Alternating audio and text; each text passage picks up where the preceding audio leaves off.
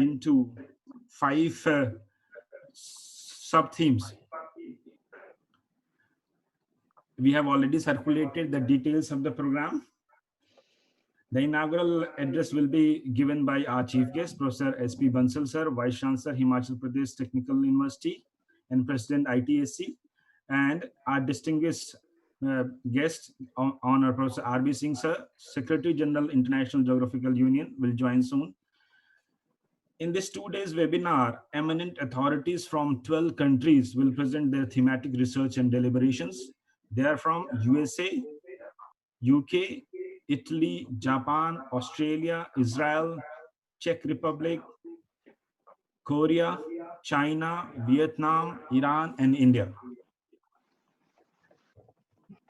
It is important to mention that ACLA, that is Asian Cultural Landscape Association, based in Korea and India, was established in 2011 and involved in research and collaborative works focusing cultural landscape. ACLA has organized its previous international conferences and symposium at Seoul several times, Vladivostok, Lampan, Thailand, Bangkok, Bali, Johor, Malaysia. In India, we have organized Ayodhya and Gorakhpur. Let me also welcome Professor Dallin Timothy, an international renowned researcher from Arizona State University. Welcome, sir. Thank you. So we have all decorated speakers and guests in our panel. So to inaugurate our international webinar, now I'll request our chief guest of this function, Professor Satyaprakash Bansal sir, who is the Vice Chancellor, Himachal Pradesh Technical University. Sir, may I request you to unmute yourself? And right now, he is the President of Indian Tourism and Hospitality Congress. He was also a former Vice Chancellor of Maharaja Agrasen University, Solan, and he is presently Chairman of All India Tourism and Hospitality Congress, as well as All India Council for Technical Education in Tourism. He has the credit to publish 90 research papers, 24 books, and guided 21 research scholars, in addition to several academic achievements.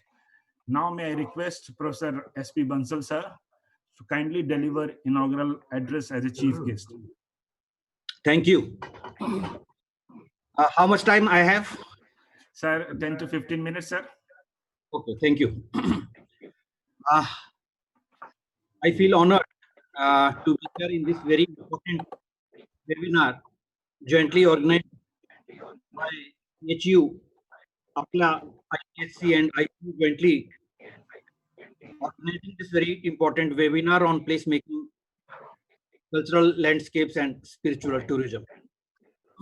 I am indebted to the organizers, convener, Professor Rana P.B. Singh, President, ACLA, Professor R.B. Singh, Secretary General, IGU, and organizing secretaries, Dr. Praveen Rana and Professor Prashant Gautam.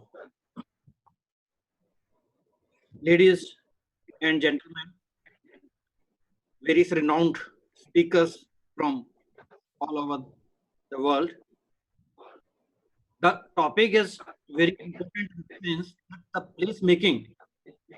Placemaking is, we can say that it is multifaceted approach. The host can mute everybody, please, because sound is in between.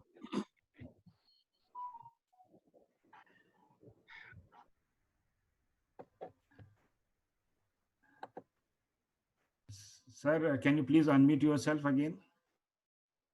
Bansal sir. Bansal sir.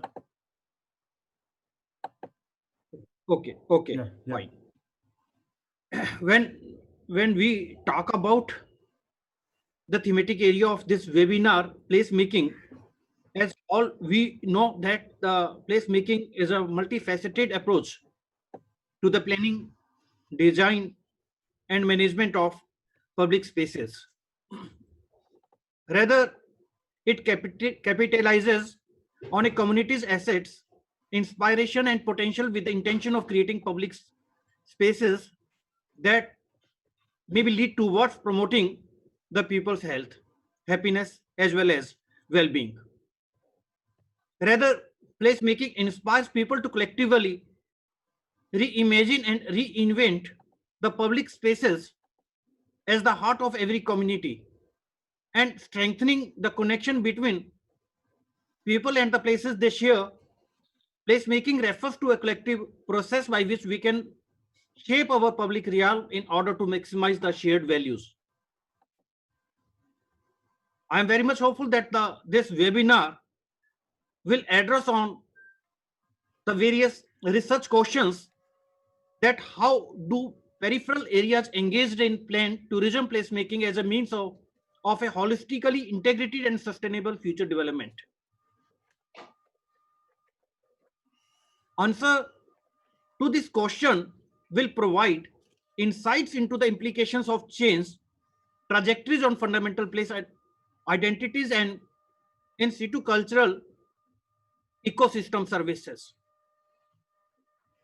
In linking cultural ecosystem services to the tourism placemaking, we sometimes anticipate that this webinar, and rather I am very much hopeful, the 2 days discussion in this webinar will be the human in nature context and investigate the extent to which cultural variables influence the ecosystem services relationship, as well outcomes critical to the placemaking endeavor and to the community resilience building, taking into consideration of new normal.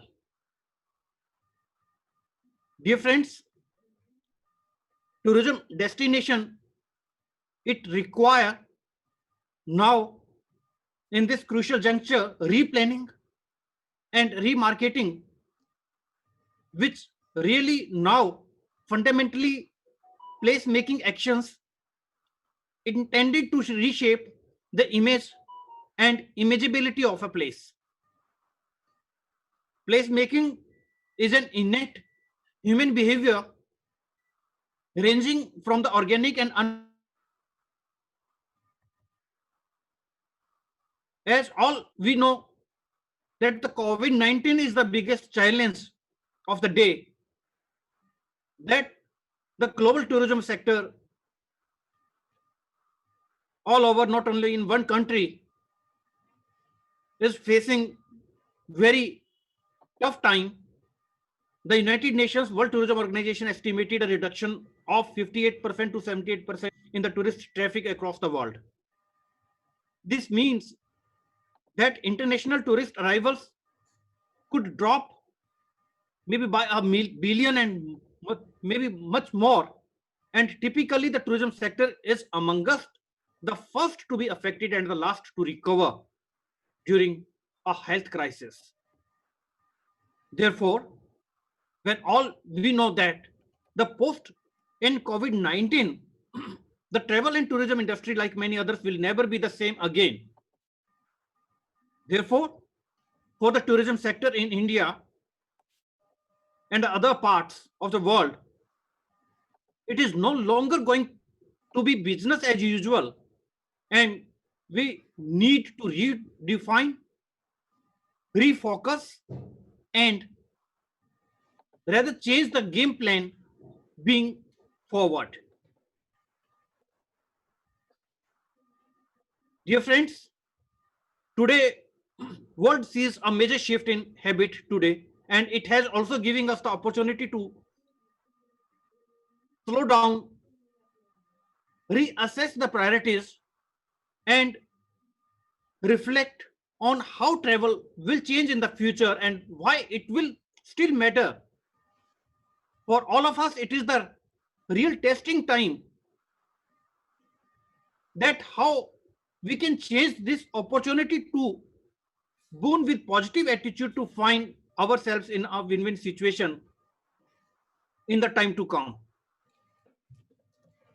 People will stop traveling in mass group tours, so industry suppliers must make certain adjustments accordingly, and we have to work out new modalities in terms of new tourism.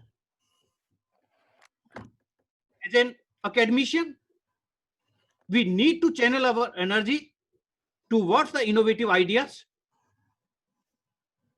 like organizing and attending these webinars, and enhance our knowledge and skills from social media, e-learning platforms, hackathons, and webinars. All the stakeholders of the tourism industry are doing its best to keep its flame ablaze.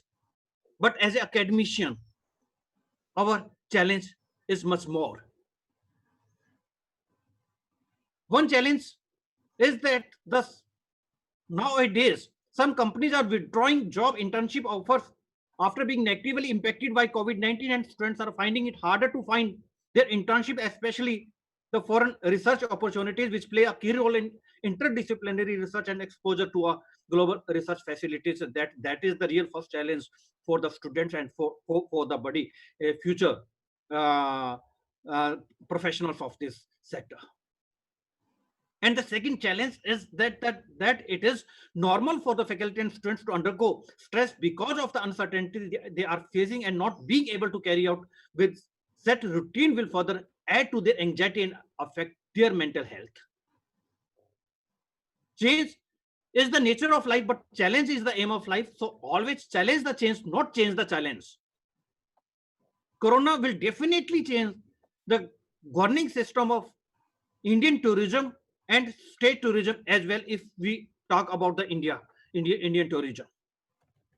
And the organization structure and system will definitely change in different perspective of the National Tourism Corporation, and it may be in the form of decision making and making new strategies for upcoming challenges. The situation gives a lesson to the tourism industry that whatsoever people come first, and it means without the tourist, rest, all physical beauty and the hospitality services are worthless, and it will definitely bring a spiritual concern, like for the people, by the people, and to the people. Though COVID-19 brings a lot of challenge to the service and hospitality industries, but meanwhile it will be aware of to maintain the health, hygiene, and cleanliness for each and every service industry, and it is essential to measure. Though it is very difficult to quantify the impact, but it is very essential to measure the impact of COVID-19 and prepare a cogent strategies.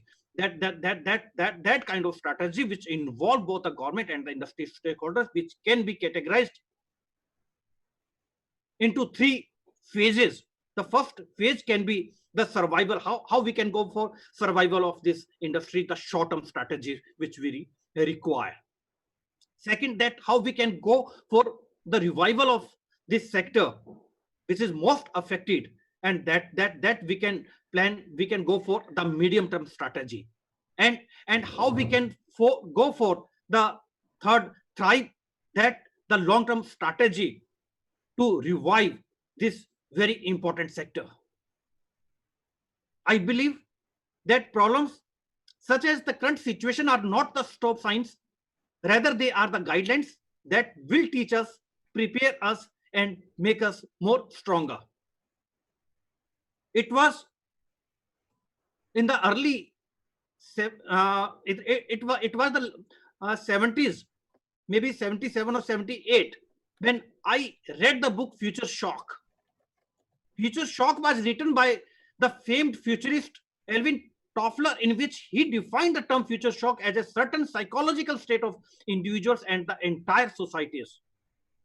And the shortest definition for the term in the book is a personal perception of too much change into a short period of time. And at that time, the book sold over 6 million copies, and was considered a must read from for all the budding intellectual professionals of 4 decades ago. While some of what Toffler wrote back then may not be as relevant today, but the title of this book and its premises based on too much change into short period is more than valid and relevant in current time period, particularly in this new normal.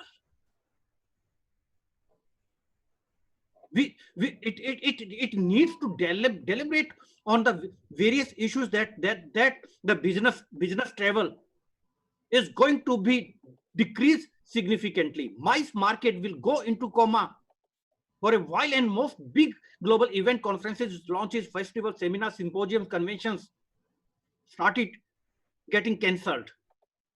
The Olympic got postponed by a year. IPL was cancelled. Now it started again. Facebook, F8, Google, ITB Berlin, Expo 2020, NAB show, Geneva Motor Show, etc. All are cancelled or postponed. Group travel will shrink. Leisure travel too will dwindle for some time.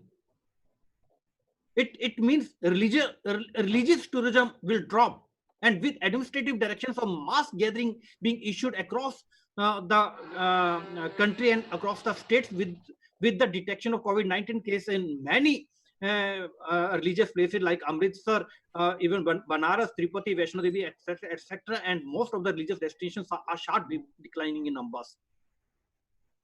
Mature travels, retirees will be the most drastically impacted, and their new found liberation may get are more affected to the virus, so better to stay home for now. And but how much long they will stay at home, and what is the new strategy to revive this kind of tourism, that is the real challenge before all of us. Hometown tripping will be a big segment, may not make much money for the travel rate, but dwindling of travel options elsewhere will push up the hometown travel quite significantly. Shopping will suffer serious setback.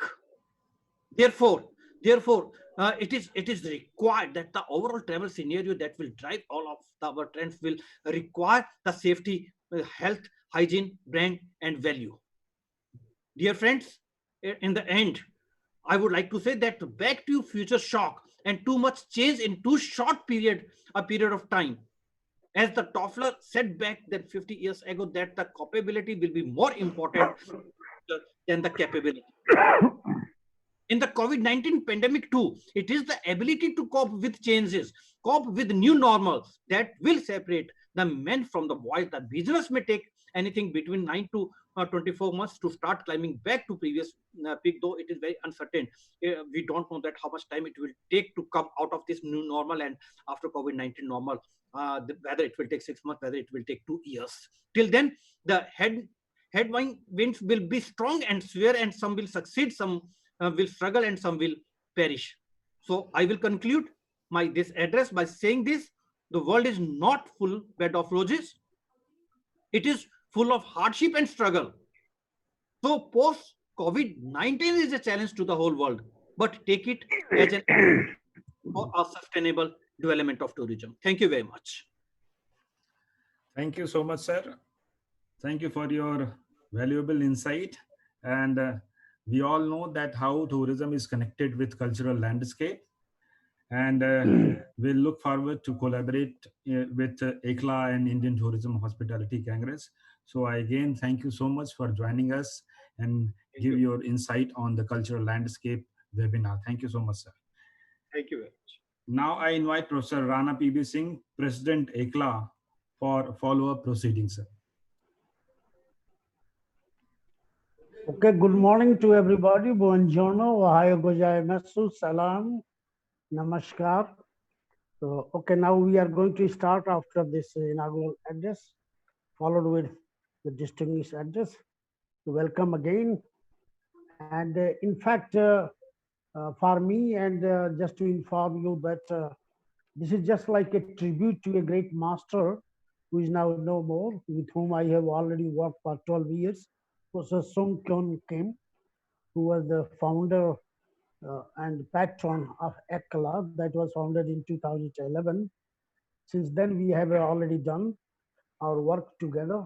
Recently, we have completed this year in January, we have completed our project, India-Korea link, that goes to AD, that is circa year 48. Unfortunately, that is in Korean, and in the meantime, he died. So we thought that later on we will continue this work. So this is just like, you can say, a tribute and memory of that great master. And we hope that when the proceeding based and invited papers all together will be published, we can have one-page report about that one. So now let me start with the uh, special distinguished inaugural address by Professor R.B. Singh, who is the Secretary General of International Geographical Union. And I think you might be knowing that that is very one among the two oldest such organization, 1863. That organization is started in 1863, and first time an Asian is Secretary General. So you can just imagine that that is a very not only honor of as a person to R.B. Singh, but he represent the whole India. So India feel very much honored. He's also the first member who is the executive committee member of the International Science Council, International Scientific Council, and also series editor of Advances in Geographical and Environmental Sciences. Earlier, he was already professor and head Department of Geography, Delhi School of Economics. He is specialized in several fields. He started from the population and regional development, changed to disaster management, remote now several climatic change, etc. And he is also a member of the World Academy of Sciences. So it is very important that he can give you a vision that what we have to do in future and how to make our future better. You know that there is a body called the Future Earth, and that is headquartered in Tokyo. And again, I have to add that Professor R.B. Singh is a member of that committee. So in terms of publication, it is very difficult to count, maybe 400-500, something like that. So many teams and so many people are working with it. So this is just, you can say, he himself is an institution, an icon of India. So sir, we all welcome you, greet you, bless you, and always pray to Almighty Shiva for your very vital energy to continue and enlighten the whole world. So may I now request Professor R.B. Singh, please deliver your distinguished inaugural address. Please, Professor R.B. Singh. Thank you, respected Professor Singh, my teacher also, and well-wisher and guide. I would like to share my PPT.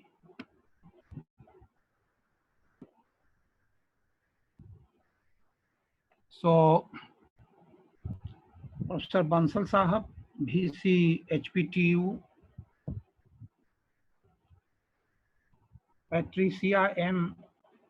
O'Donnell, ACLA President, most respected Professor Rana P.V. Singh ji, world famous cultural geographer. I would like to also express my sincere thanks and gratitude to the 4 young people, Dr. Praveen Rana from Banaras Hindu University, Department of Tourism, Dr. Jyoti Rohilla Rana from Department of Arts, Department of Arts, Dr. Sarvesh Kumar from Gorakhpur University, and Dr. Prashant Gautamji from Chandigarh. We have several colleagues here, Dr. Tirumurthy, Dr. Jain, and several other colleagues, Professor Sati. First of all, I would like to congratulate ACLA, President and Secretary General, for taking very important initiative on improving our understanding about placemaking, cultural landscape, and spiritual tourism, particularly celebrating the World Tourism Day. And also this seminar is in the honor of a very famous ex-ACLA president, Professor Kim from South Korea. Two International Geographical Union commissions are collaborating with this initiative. First, cultural approach in geography, and second one, landscape analysis and landscape planning. So personally, it is a great honor for International Geographical Union also to associate with very important initiative of Asia. Cultural landscapes are key to sustainable tourism and sustainable development. And in between, a spiritual tourism comes in between. Culture-based landscape provide ground to manage their own lifestyle in a more creative manner and to participate actively in the endeavor to empower a society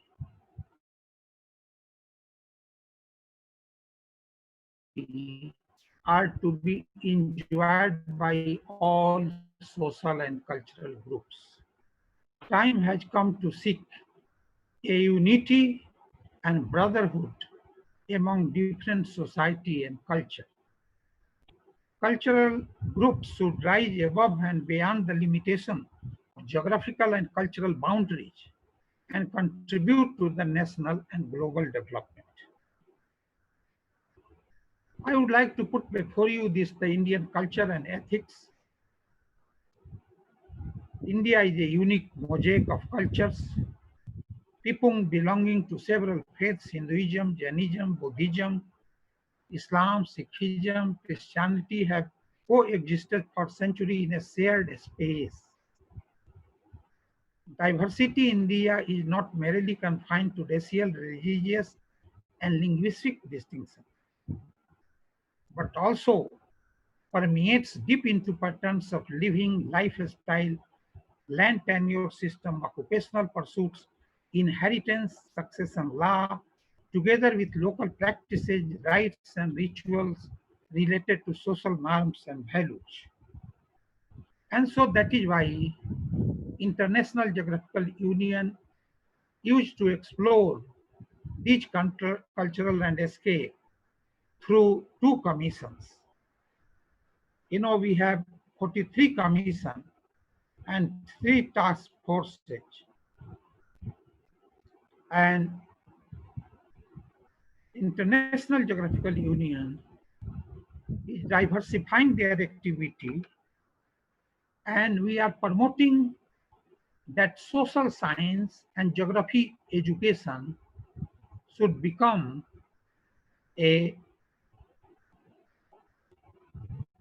or how we can enhance the public value of geographical education.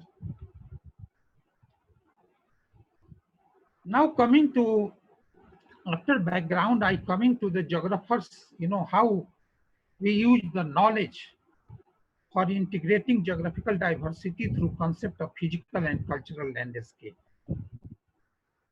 It provides the broad human and place-centered perspective on the transformation of rural landscape to globalized urban landscape at a variety of levels from local, regional to the national. Realization of promising prospects and making the geography more market-oriented through the triple goals of placemaking, cultural landscapes, and spiritual tourism would be panacea of India's development. Dear colleague, after COVID-19, it is a very, very important post-COVID-19. How we can move quickly from response to recovery. We lost a lot of, job in tourism sector. We lost the occupancy in the hotel industry, hospitality industry, and it is possible to enhance through placemaking, cultural landscape, and spatial tourism. Geography as unique transdisciplinary discipline for exploring how cultural environment emerge by natural processes, how society produce, organize, use and misuse cultural environment, and how society themselves are influenced by the placemaking in which we all are located. Geography aims to study both natural and human landscape and their interaction, focusing on the space, places, and region, addressing and questioning both short-term and longer-term processes and their resultant spiritual pattern. Dear colleague, I would like to put before you this the varied landscapes require placemaking and spiritual tourism. Sorry for the mistake of spelling. Northern Himalayan mountain incorporates typical land use, home, and unique transhuman practices, together with varied cultural groups. Two coast of peninsula, which rich biodiversity, estuaries, and backwater system, and dependent social groups like fishing community. Diverse humid to arid climates, varied rainfall, and related production system, crop calendar, and life cycles. Plateau characterized by a steppe to savanna and humid mesothermic forest and dependent indigenous people on minor forest products. Indus, Ganga, Brahmaputra alluvial plains in the north exhibiting continuation of traditional unique socio-economic interaction such as Jajmani system. Rising urban ecosystems like Delhi, Agra, Kolkata, Mumbai, and Bangalore containing within them most modern to cultural heritage and most traditional land usage together with worst form of visible poverty in the form of slums. Delta in the coastal region of Eastern Sea with typical mangroves and wetlands. So dear colleagues, you can see this perception of Indian diversity through different ecosystem, different landscape. And time has come to develop COVID-19 recovery plan utilizing these geo-resources. I would like to put before you interplay of natural and cultural heritage. A snow-clad region, it is a very much linked with the Indus, Ganga, and Brahmaputra plain. Varied fairs and festivals, rich cultural heritage, seasonality in climate, diverse environment, long coastal lines, arts and architecture, and many monumental interactions. I would like to bring you some of the case study and empirical evidences.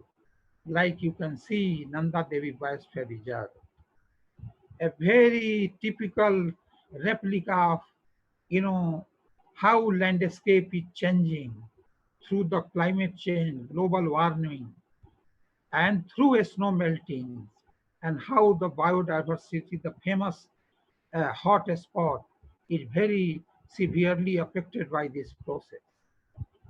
If you go to the backwater in the extreme south, see this, how people are using the local resources, knowledge, and creating own placemaking, own resource making, so that it can provide the livelihood security of the people. You can see the long history of pilgrimage tourism in the Himalaya, the Jamunotri, Gangotri, Kedarnath, Badrinath.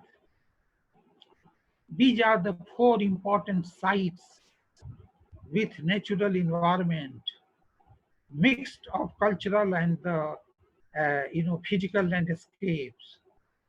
Very important place making for creating livelihood security of the people, and recovery plan after COVID-19.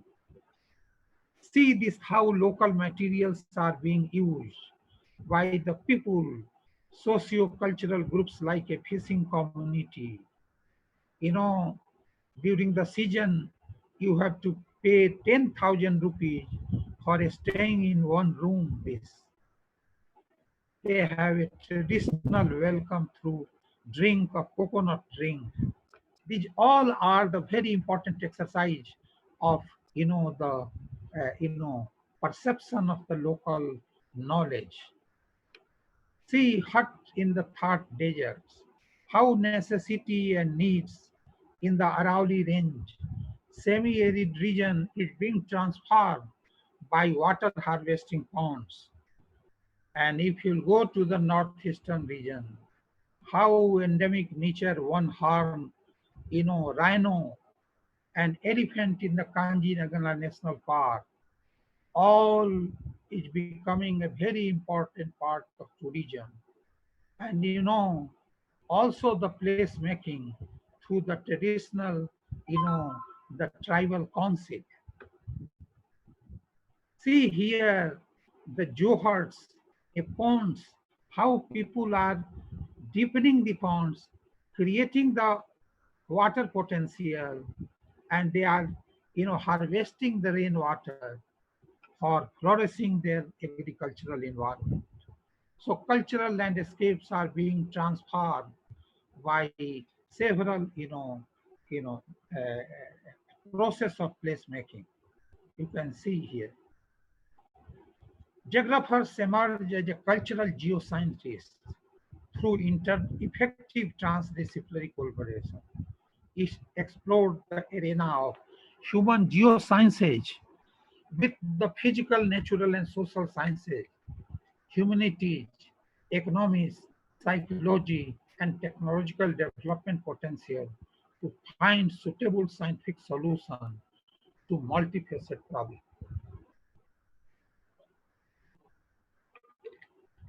There are continuous efforts to increase capacity building through participation of policymakers, academic and industrial establishments, and other sectors of civil society.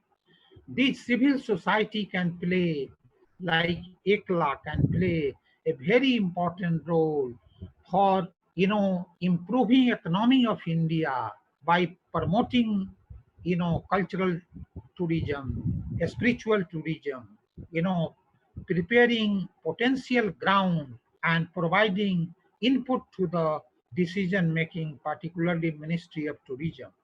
Increased capacity building with technological innovation contribute towards the effective environmental governance.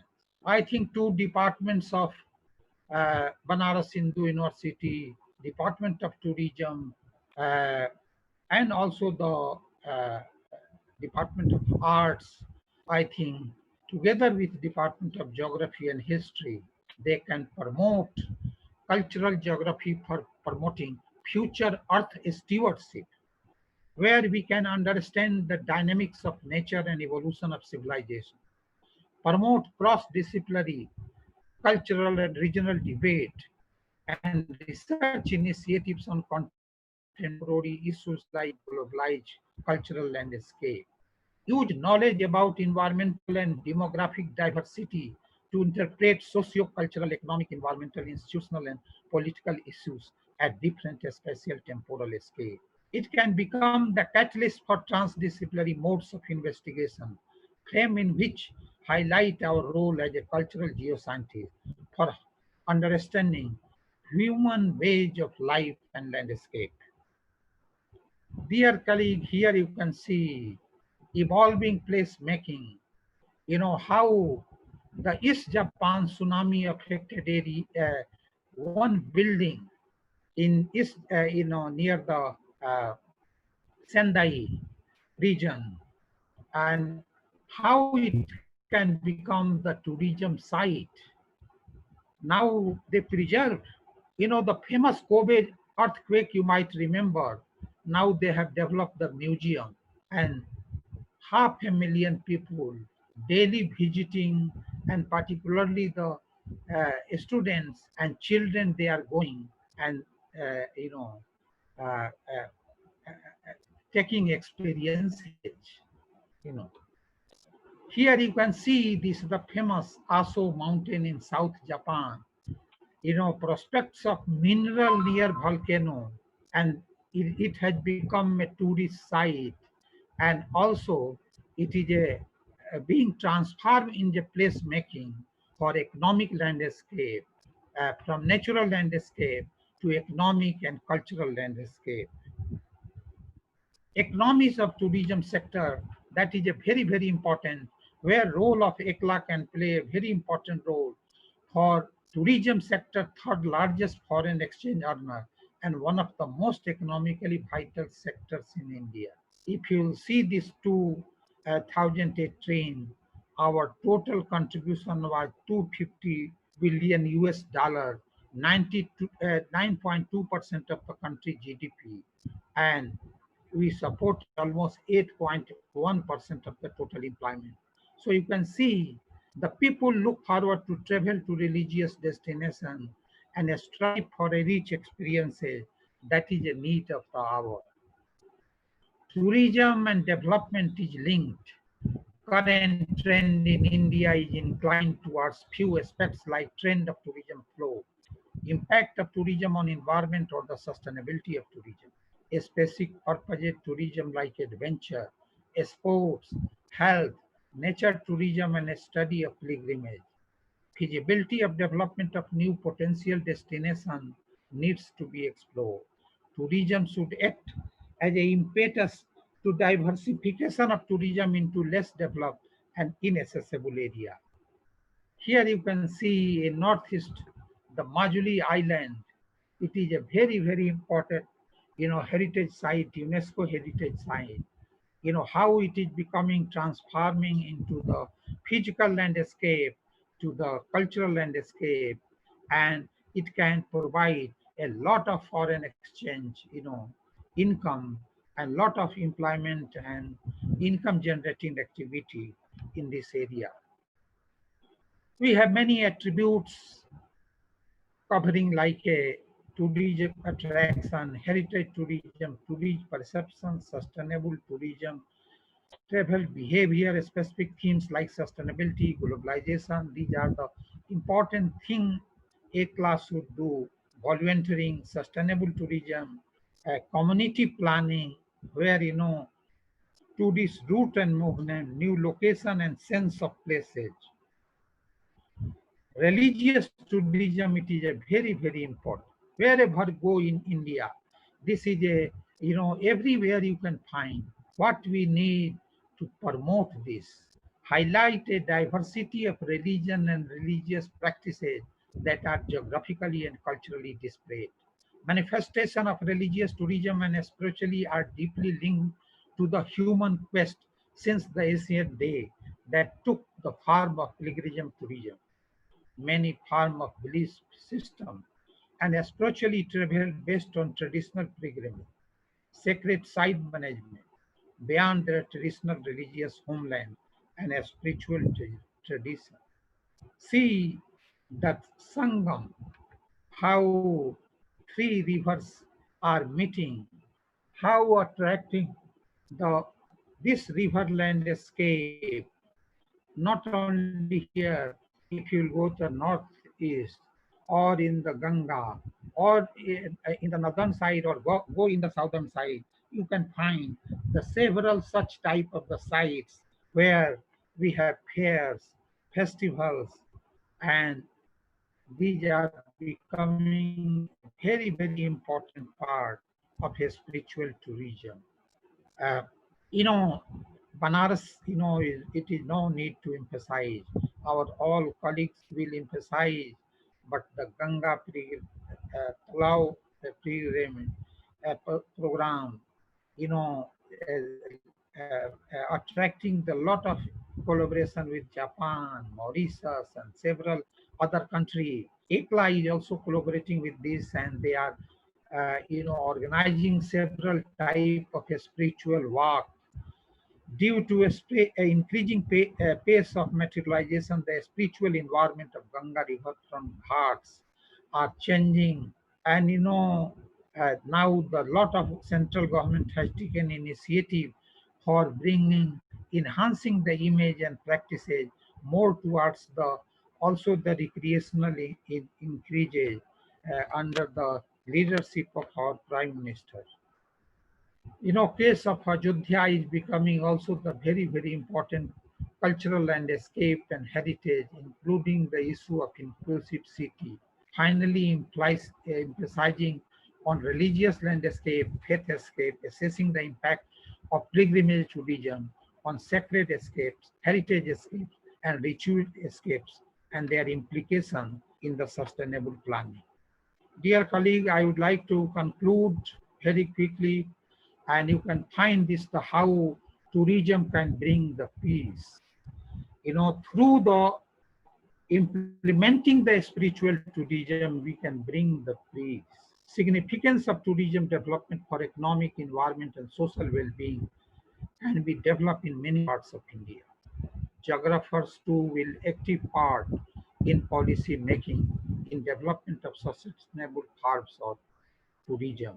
Links between pilgrimage and fostering peace will ultimately harmonize world where India will take a lead. And the GPN, Green Pilgrim Network Initiative, has already made the path easy and accessible.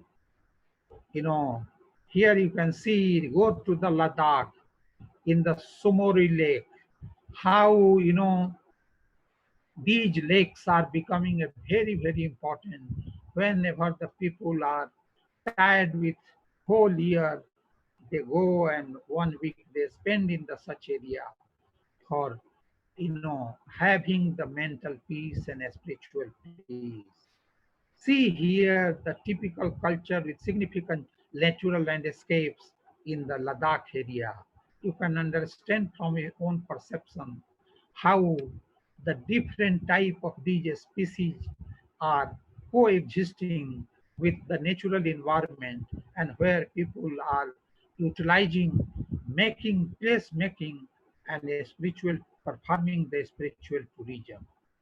Prasad National Mission, several types of circuits, Sitaram circuit, Shiv Shakti, and variety of the Buddhist circuits and pilgrimage, regeneration, and spiritual augmentation drive, you know, are being developed for betterment and making ecologically sound the pilgrimage places. A spiritual walk is a need of the hour, particularly in Varanasi. India has a long tradition of a spiritual walk like a Kosi, holy walk and related pilgrimage that can easily be developed as a resource. A spiritual religion can be seen as a laboratory in which individual can examine and the practice spiritually in a way that is not always available. And at those sacred places, possessing geopsychological a visitor can get, like Anand and peace, Santi. Religious motivation for a spiritual tourism. India possesses all these in the enough and variety with regional uniqueness.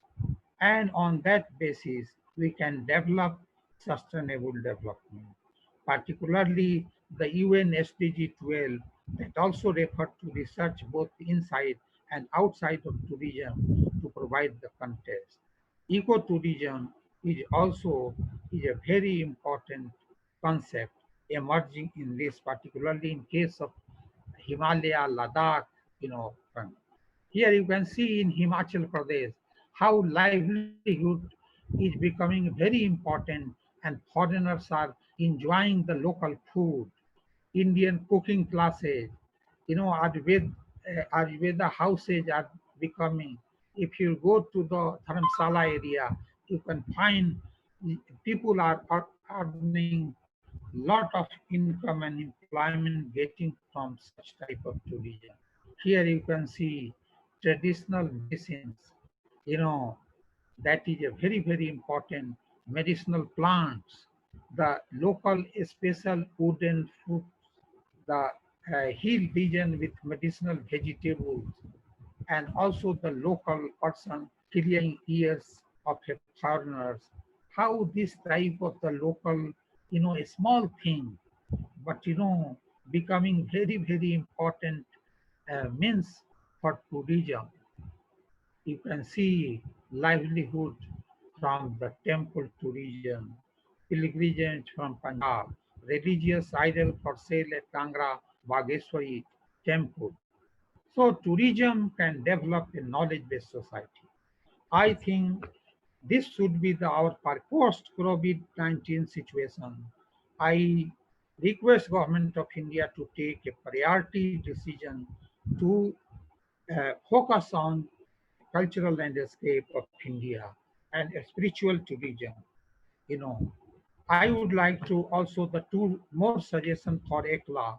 ACLA should also organize the Night of Geography. Generally on 5th April, it started in 19. This year, few places it was organized, but not because of the corona. But Night of Geography, where we can these cultural landscape, we should depict cultural landscape, a spiritual tourism.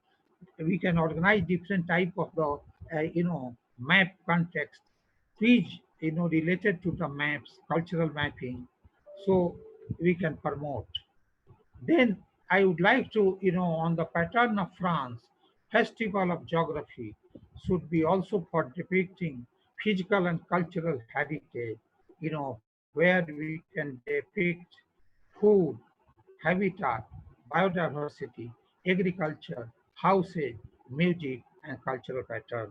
I think, dear colleague, I would like to conclude here, and I am greatly honored by this invitation to participate in the ACLA IGU joint meeting, where people from the so many countries they are you know uh, uh, uh, you know delivering the lecture, and I would like to request organizer to develop the YouTube link immediately, and they should link with the Facebook so that people can use.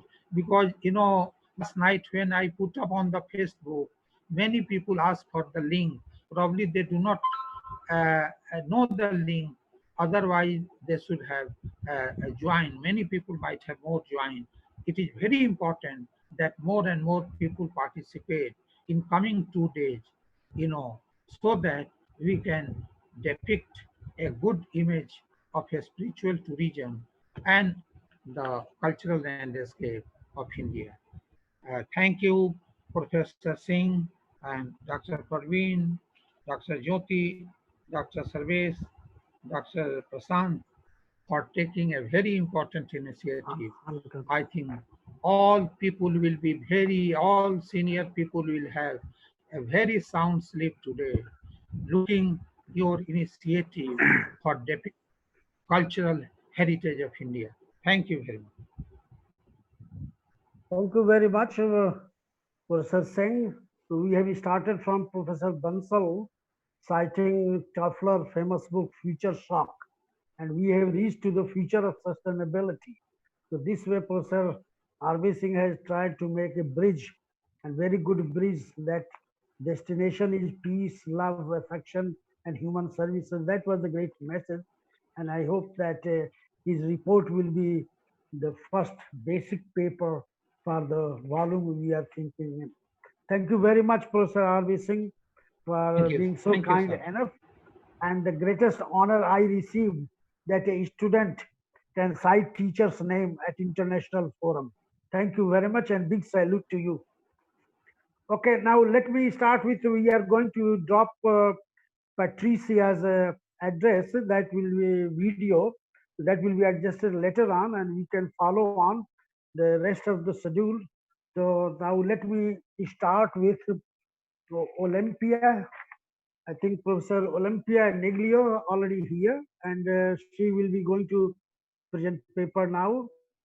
She is Professor of Comparative History of Architecture at the graduate school, Hokkaido University in Sapporo, Japan, and she has many assignments from administration to several other publication and universities also.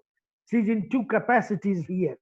She is the vice president of ACLA, that 2 years ago she joined as vice president.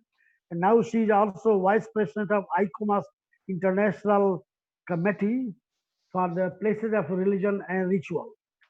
And she is also coordinating with some of the projects with me and other people from Asia. So now let me request Professor Olimpia Niglio. So in Indian term, you can say that is the time is buongiorno. You are most welcome. Please come, Olimpia.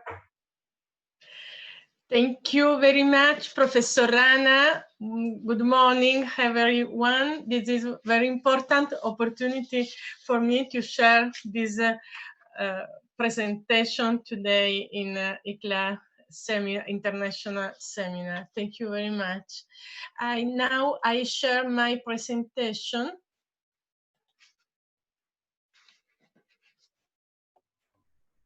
Do you see? Yes, we can see. Okay, okay. And this is, okay, good. The title of my presentation is Archaeological Site in the Northern Japan Between Landscape and Sacred Rituals. This is, I hope, an interesting topic. In this period, I'm studying this area for the university. And the history of the ancient origin of Japan is extraordinary. It's amazing. Every country has to know and to preserve this history, and Japan has always demonstrated a great capacity for the research of ancient origins. The complex history of this country has also cancelled many ancient sites and sacred space. But in these last years, the archaeological studies allowed to redeem important and fundamental information and heritage of these sites. In Japanese history, a part extremely important is the German culture that has interesting about all the northern land of Japan. The German culture is being developed approximately by 15,000 years ago between Hokkaido Island and to the North Honshu Island. Today, the German culture in Japan is defined from 17 settlements, 6 in Hokkaido, north of Honshu Island in Aomori Prefecture.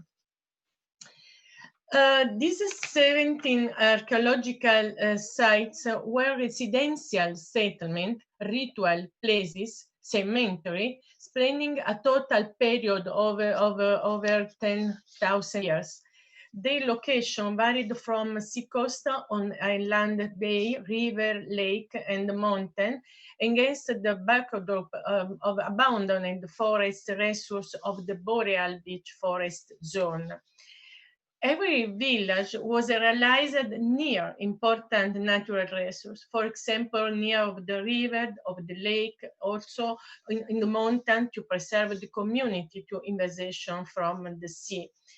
When the village were near the sea or the river, the main activity was fishing, unlike in the mountain where agriculture was the main job. This is an interesting site.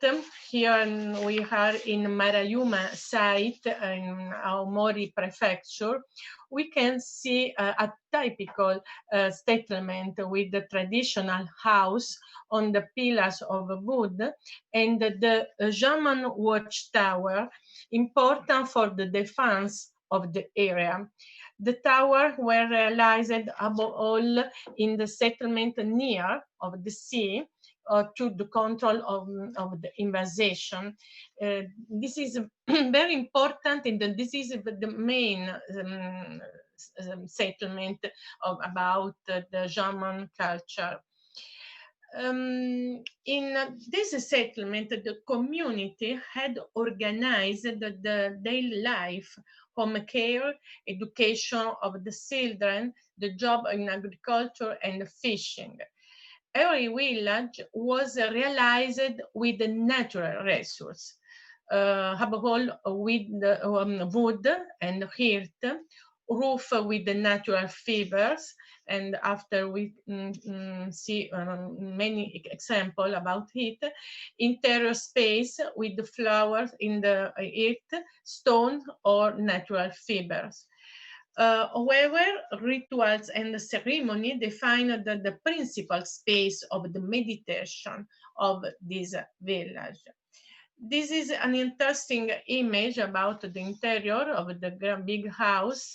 This is a typical sacred space in the big house of the village, where in the winter time,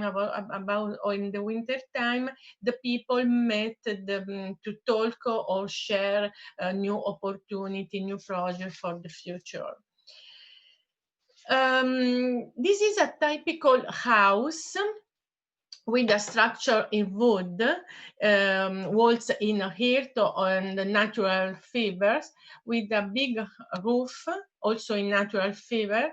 And in this image, we can see the reality in between winter time and summertime, because this area in the winter time is characterized by many snow. And this is a detail of this roof with realized with these natural fibers. And this is another interesting image where we can analyze the organization of a German village with another typology of a traditional house. In this case, the house is an structure excavated in the land. The planimetric distribution of this house depends on cosmological studies, but I don't have to analyze very well. Now I need to analyze very well this situation, because I have not found specific information about it. For this reason, I need studies very well this characteristic. The typical German house was a pit house that had the main pillar. This house was dug of the land, and its shape was circular, supported by other pillars in wood. The roof of the house was protected with the layers of earth, very important above during the long winter to preserve the interior temperature of the house. In the center of the house was the fireplace. This is a detail of this typical traditional house, and with the construction with a pillar in wood, walls in fiber, and different layer in earth for the protection of this house. This is a detail about the main structure. We can see the pillar in wood. And during the period, the winter period, the family works in many activities important for life. The men made tools, and the woman made the pottery, ceramic, for realize items very important for the house. And during the archaeological excavation, the scholars found many objects in pottery, And we can see observe this find in a different museum in Japan. Above all, it is possible to see this object in a museum in Aomori City.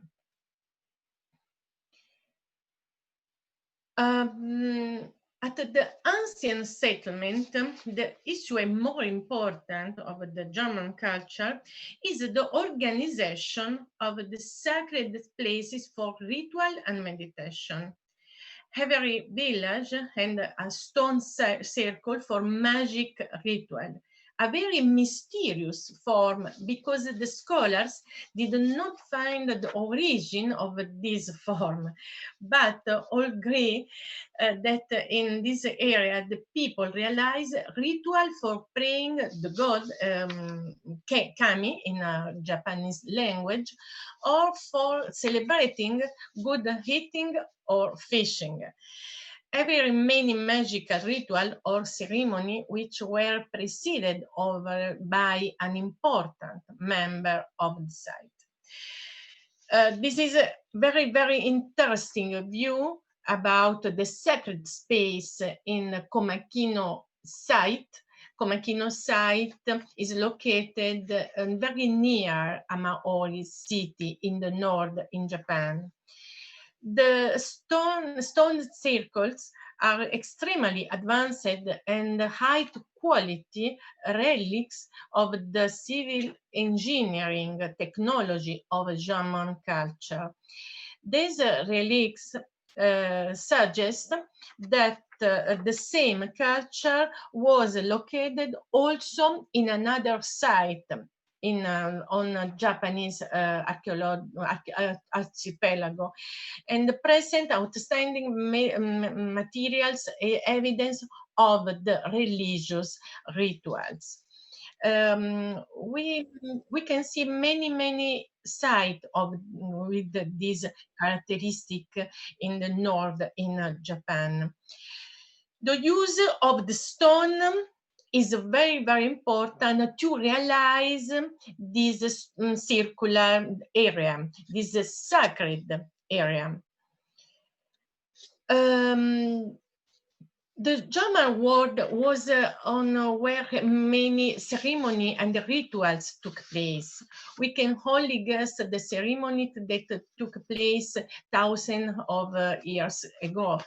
During the archaeological excavation, has been possible to know also the procedure to bury the dead. In many cases, archaeologists have found important objects, also small ceramic statues represented men and women, also with a traditional dress. We can guess these statues was represented the dead in many cases. We can see these statues above all at the Tokyo National Museum, but also in another museum in the principal cities in Japan. During the German ceremony, the important member of German society would wear extraordinary ornament.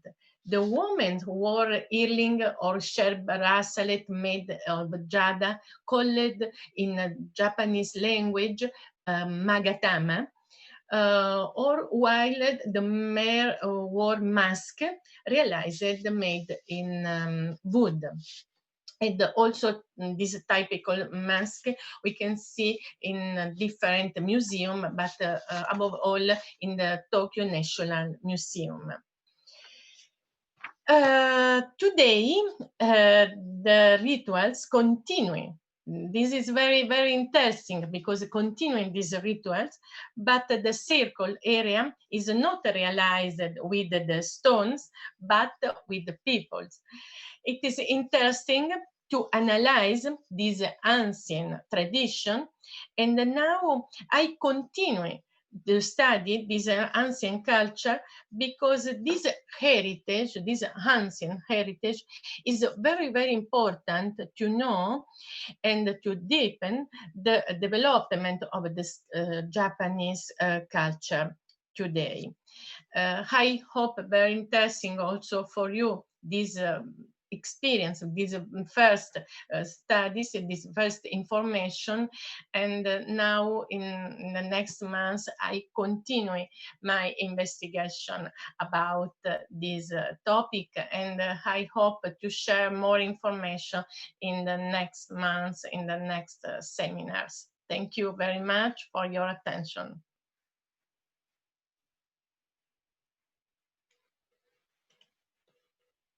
Okay, thank you very much, Olimpia, for giving so vivid, picturesque, and the inside route of Japan. So I remember my days, 1980, when I was for 11 months living in a village and enjoying that all traditional life. So now I think now I'm young through your slides and reaching Japan. That's very good. Thank you very much for talking about the vernacular landscape and then linking, which has a long tradition in cultural geography during 1920s to analyze house as a symbol of culture. So your presentation has given a sense to revive that and to understand the deeper meaning behind the wood looking like dead, but it is all alive, how life is linked. Thank you very much. Thank you. Okay, so now, okay, thank you. Okay, now I have to proceed for the next speech.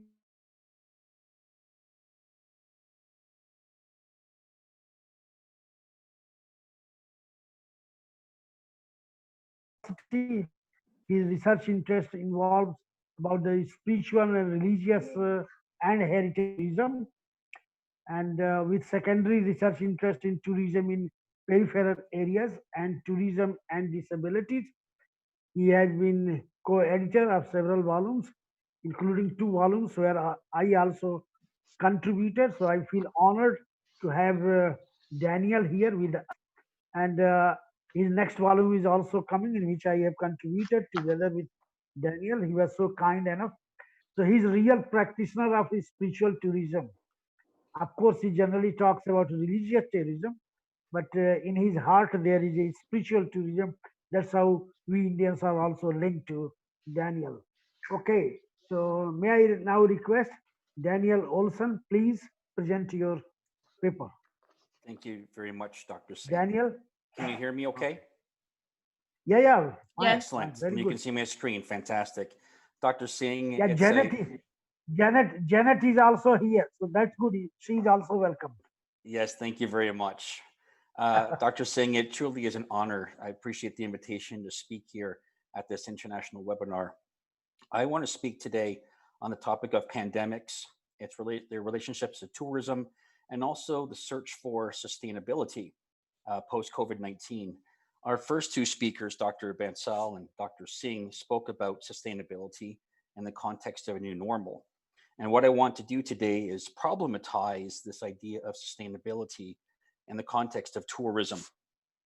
So how I wish to proceed is I first of all want to talk very briefly about the difference between pandemics and epidemics.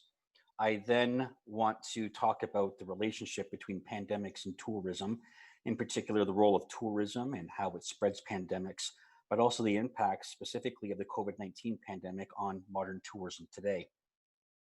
I then want to talk about pandemics, tourism, and sustainability, looking at over and under tourism, looking at what exactly is meant by this new normal, and then also talk about sustainability and development and their compatibility before I conclude with a few questions for us to consider about whether sustainability is something that can happen post COVID-19. So let's first of all talk a little bit about pandemics and epidemics. An epidemic is when there is an illness or some sort of health behavior or health-related event in a community or region that is in excess of normal expectancy. For example, we get the flu throughout our different communities, but sometimes we get strains of the flu that cause more death than other strains of the flu. So this is what an epidemic is. A pandemic is basically the geographical extent of an epidemic. An epidemic that is distributed or occurs widely throughout a region, a country, a continent, or globally, that usually affects a large proportion of the population. So that is what we are experiencing right now. Every region of the world is experiencing an epidemic, the COVID-19 virus, and it is a pandemic because of its geographical spread. Now, in order for something to be a pandemic, there are certain things that have to be in place. Geography, of course, is one of these. This epidemic needs to be manifest within different communities at multiple scales.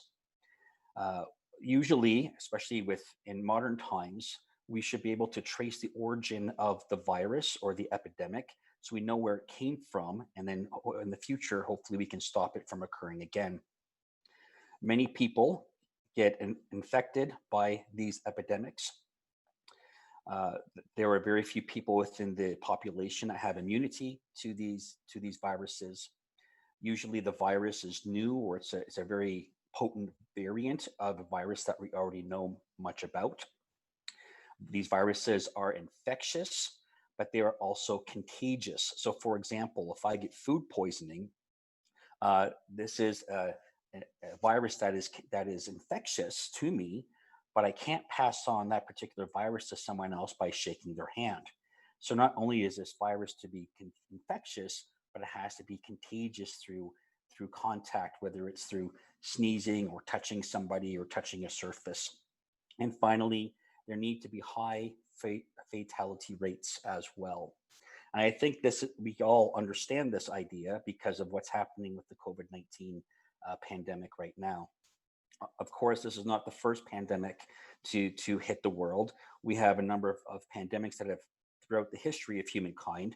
The Spanish flu in 1918 and 1920, which resulted in over 100 million deaths, is probably the largest of these pandemic events. The Black Death in 1347 to 1352 led to the death of 75 million people. So sometimes we get these pandemics that kill millions of people, sometimes hundreds of thousands of people. And so pandemics are something that we have been dealing with in the future as well as in the present day.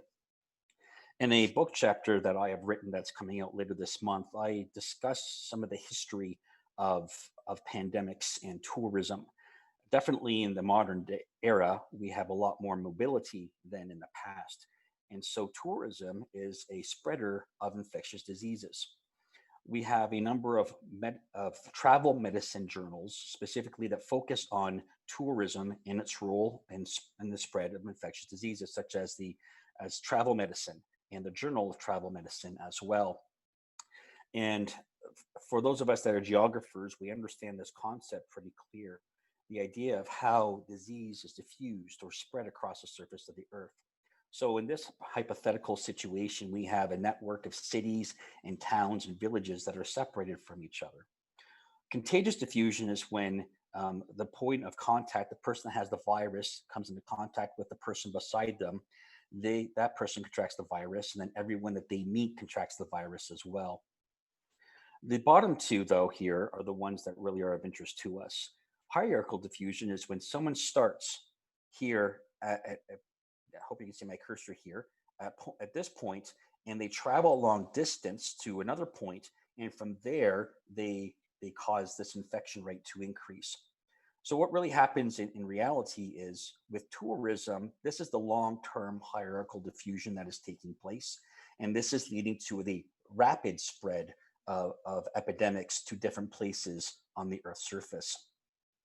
This map by Gosling et al. Shows us on January 15th at the top, the spread of the COVID-19 virus. And then by March 31st, we noticed that the virus has spread pretty much throughout the entire world. And most people blame tourism for the spread of this disease because of this hierarchical diffusion that was taking place. In addition, we also can take a look at the impact of infectious diseases on the tourism industry itself. This table here by Gosling et al. talks about mild, moderate, severe, and severe worst case pandemics, and some of the effects that these pandemics have had on the economy of the world. So, for example, if we take this Spanish flu and we take a look at the worst case scenario, the world GDP in the first year of the Spanish flu dropped by almost 11%. And in East Asia, the Spanish flu caused the GDP to drop by 21.7%. So there were some not just human death consequences, but also severe economic consequences that take place when pandemics spread over a large geographical area. This map from the UNWTO shows us that worldwide, in 2019, international tourism increased by 4%. In the first quarter of 2020, international tourism decreased by 21%. And of course, this is going to have some economic ramifications. In fact, according to the UNWTO, they have 3 different scenarios in which the world is going to lose either 62%, 73%, or 79% of all projected tourism receipts in the year 2020. So we're talking about a massive failure in the economic system because of COVID-19. And it's not just about the dollars that are lost, but also the livelihoods that are impacted, the unemployment rates that decrease because of this pandemic. Now, I know it seems like a long time ago, but prior to the COVID-19 pandemic, there was a lot of talk among tourism scholars about something we call over-tourism. Over-tourism, as defined by the UNWTO, is the impact of tourism on a destination or parts thereof that excessively influences perceived quality of life of citizens and or quality of visitor experiences in a negative way. So basically, there are too many people that show up at a particular destination, and it influences or raises concerns about environmental sustainability, the quality of life of residents in that particular destination. It might lead to a deterioration of visitor experience, and also would lead to the rise of anti-tourism or tourism phobia sentiment. I imagine you've seen pictures like this before, where we have some very crowded areas. Now, this bottom one here at Yosemite National Park to see the Geyser Old Faithful doesn't seem like it's a lot of people, but some people would look at this and at least perceptually say that there are too many people at this particular natural area. Definitely the crowds, as noted up here in the top 2 photos, probably too many people, and it detracts from the sense of place. It detracts from the quality of the experience, not just for the tourists, but also for the local residents. And then, of course, we get tourism phobia, where there's a backlash against tourists. We want them to go home. We want them to leave or come in fewer numbers, because then our quality of life at a destination is going to improve. What the COVID-19 pandemic has done is, in the words of several different authors, had led to deglobalization and anthropause, under-tourism, and no tourism. So we see some pretty stark pictures between this idea of over-tourism with lots and lots of people going to some of these heritage sites or religious sites, and what it looks like today. Here, for example, the Great Wall of China, here at the Golden Temple of Amritsar, and also at the Al-Haram Mosque and Kaaba in Mecca. For some heritage managers, this might actually be a good thing, because there's less wear and tear on the property, there's damage being done. We don't have to worry as much about waste disposal, for example. While there are economic ramifications to this, this might actually be a best case scenario for those that think that over tourism is something that really strongly needs to be addressed. And then you take a look at news articles like this, where now that the tourists are gone from Venice, all of a sudden all their dirty water is beginning to clear out. And what all of this has led to is this idea of a new normal, that now we have an opportunity to change tourism and make it more sustainable. In fact, tourism should probably be more human-centered. And I've listed some examples of people who have written on this particular topic, all coming out in the last 6 months or so. This human-centered tourism basically has a few certain characteristics. Well, first of all, the UNWTO has kind of jumped on this idea of a new normal. Here from their website, sustainability as the new normal, a vision for the future of tourism. And what the UNWTO wants to do is to tie in changes to the tourism system to their sustainable development goals. A lot of these goals, as well as what these authors are writing about, include looking at things such as environmental reparation and ecological justice, specifically looking at how we can change the tourism system to enhance, to cut back on climate change, to increase biodiversity conservation efforts. Also, there's some discussion about how a change in tourism and this new normal can lead to better racial reconciliation and social inclusion, including an emphasis on public health. And if over-tourism leads to a decline in public health, then something has to change with tourism. There's also been discussion about changes in governance and financing of tourism that can better help people to meet the ecological justice or the racial conciliation needs that come with tourism, with this new normal. At the end of the day, though, this idea of a new normal in tourism basically means less travel. At least on the surface, from what I've read, there should be less international travel.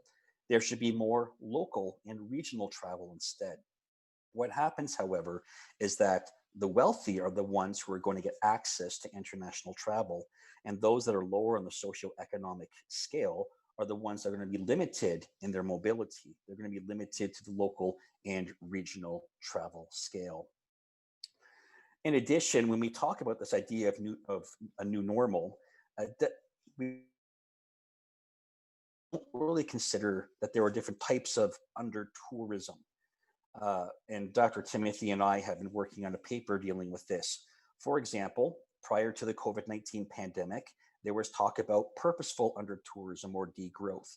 What can we do at these destinations that are struggling with over-tourism? What can we do to have less tourists come so that, or even stop tourism demand to those destinations to improve the quality of life of people in those areas? But while there are some places that struggle with chronic over-tourism, there are some places that struggle with chronic under-tourism. There are many, many places in the world where the residents and the government and tourism officials are begging people to come. They're just basically hoping that somebody shows up that day so that they can provide a service to make some money off of tourism. So when we're focusing on this idea of a new normal, we're really focusing on destinations that struggle with over-tourism. But what about those destinations that were already struggling with chronic under-tourism, and now they have even less tourism than before? If you think about it, what we're going through right now is what we might call situational under-tourism. Whether it's a pandemic or a natural disaster or some sort of economic recession, we always kind of have these blips where there's a decrease in tourism for a short period of time, and then we go back to the same old normal. It's just that with the COVID-19 pandemic, this has affected tourism so widely geographically that people say, because we see some of the benefits of this lack of tourism development, maybe we should make this the new normal, cut back on this idea of travel. But at the same time, we really need to think about the United Nations and their idea or concept of what they call sustainable development. Sustainable development, as defined by the United Nations, is development that meets the needs of the present without compromising the ability of future generations to meet their own needs. The problem with this particular term, though, is that it's an oxymoron. You're taking two different ideas that don't really match, and you're putting them together to try and create something that maybe doesn't actually exist in reality. So for example, the idea of sustainability means we're looking at a long-term perspective of things. We're looking to make sure that the Earth's resources, whether human-built or natural, are available for future generations long-term. But the term development means change. We're taking something from its existing state and transforming it into a new, ideally superior state.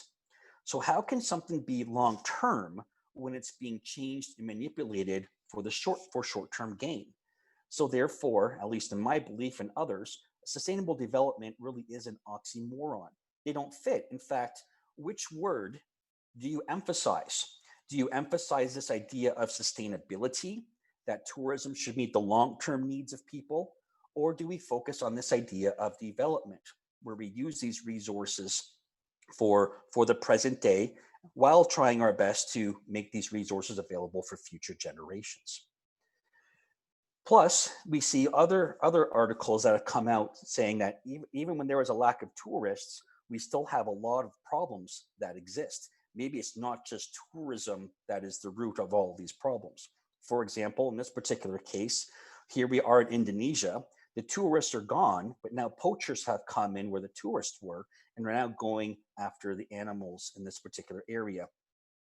Here in Thailand, the tourists used to feed the monkeys. But now that the tourists are gone, the monkeys are getting aggressive and going into the cities, and the residents now have to feed the monkeys before the monkeys get violent. We also have in Egypt, for example, they're so desperate for tourism that who cares about sustainability? It's about meeting my economic needs now. We also have islands, for example, island nations, that the British Virgin Islands, for example, 93% of their income comes from international tourism. And now with the new normal, you're telling them to cut back on international tourism. What is that going to do long-term to their economies? So in conclusion, I just want us to consider a few things when we start throwing around these terms, new normal and sustainability. First of all, is this idea of a new normal a utopian idea? Because what we're really doing is we're pitting the economy against the environment. And it seems to be that with this new normal, we're kind of minimizing this idea of the economy and development, and we're accentuating this idea of the environment. The problem with doing this, though, is that we end up with what we call a zero-sum game. The idea is that if we focus on the environment, the economy loses. If we focus on the economy, the environment loses. And I haven't really seen anything in the literature or in these discussions so far where we find a non-zero sum game, where it's a win-win situation where the environment and the economy both win. Because the emphasis is so much on the environment right now, or socioeconomic concerns. So if this new normal means more regional tourism and less international tourists, then what about these island states whose economies are basically totally oriented towards international tourism? What about these countries that struggle with chronic under-tourism? How are they going to benefit from this particular new normal? In this sense, then, we can ask the question, is sustainable tourism development actually possible, considering these terms really don't mesh with each other? That's all that I have for now. I think there might be some time for discussion or questions after all of the presenters. Again, Dr. Singh, thank you for this opportunity to speak to you today. Thank you, Daniel, for talking something very relevant linked to this pandemic situation, sustainability, new thought and vision altogether. So at least your paper has awakened to think over that what to be done, how to be done, and where is human sense, what things to be done. So that is a great idea that we all can think, and maybe if we can get time after the end of this session, then we can have some discussion and question maybe. Thank you very much, Daniel, for your kind acceptance, and maybe a late night. I don't know what time is there. So that is a trouble, but anyway, sustainable adjustment with all this situation. Thank you very much. Okay, so now I can proceed to the next presenter, Professor Kiran Shinde, who is serving at Trobe University and Australia, and he has done a lot of work in India, Australia, and Thailand.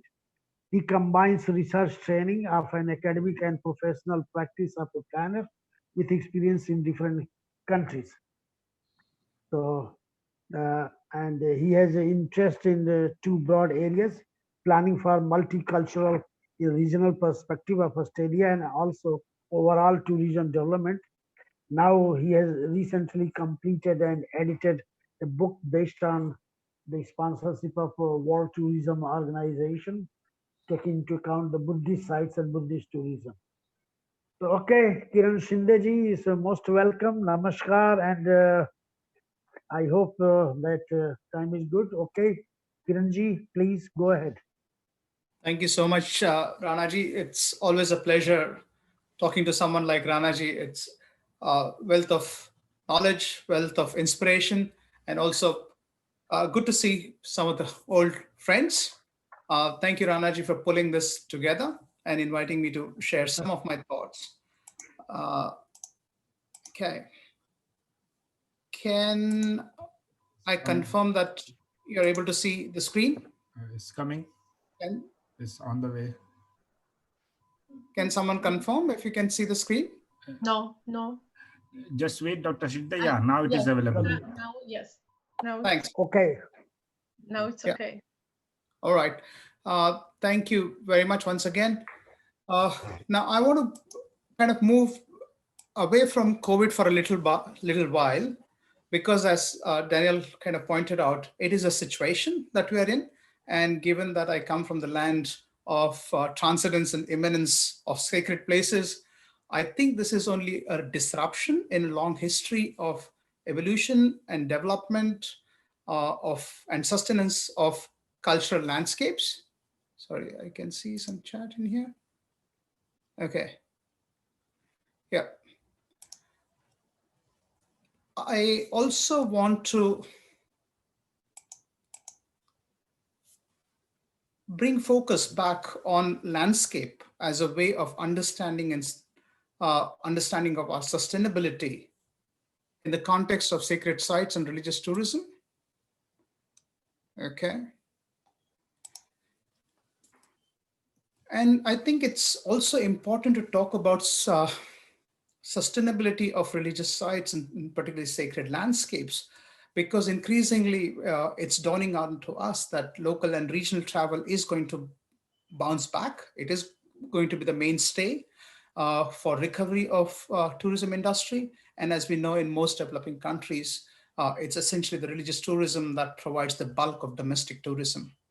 So with that context, I would like to very quickly in next 15 minutes talk about one particular example and use that as a way of understanding landscapes, cultural landscapes in particular, and how we need to rethink about sustainability using landscape as a category. So I'll quickly look at the cultural landscape of Braj and look at Vrindavan.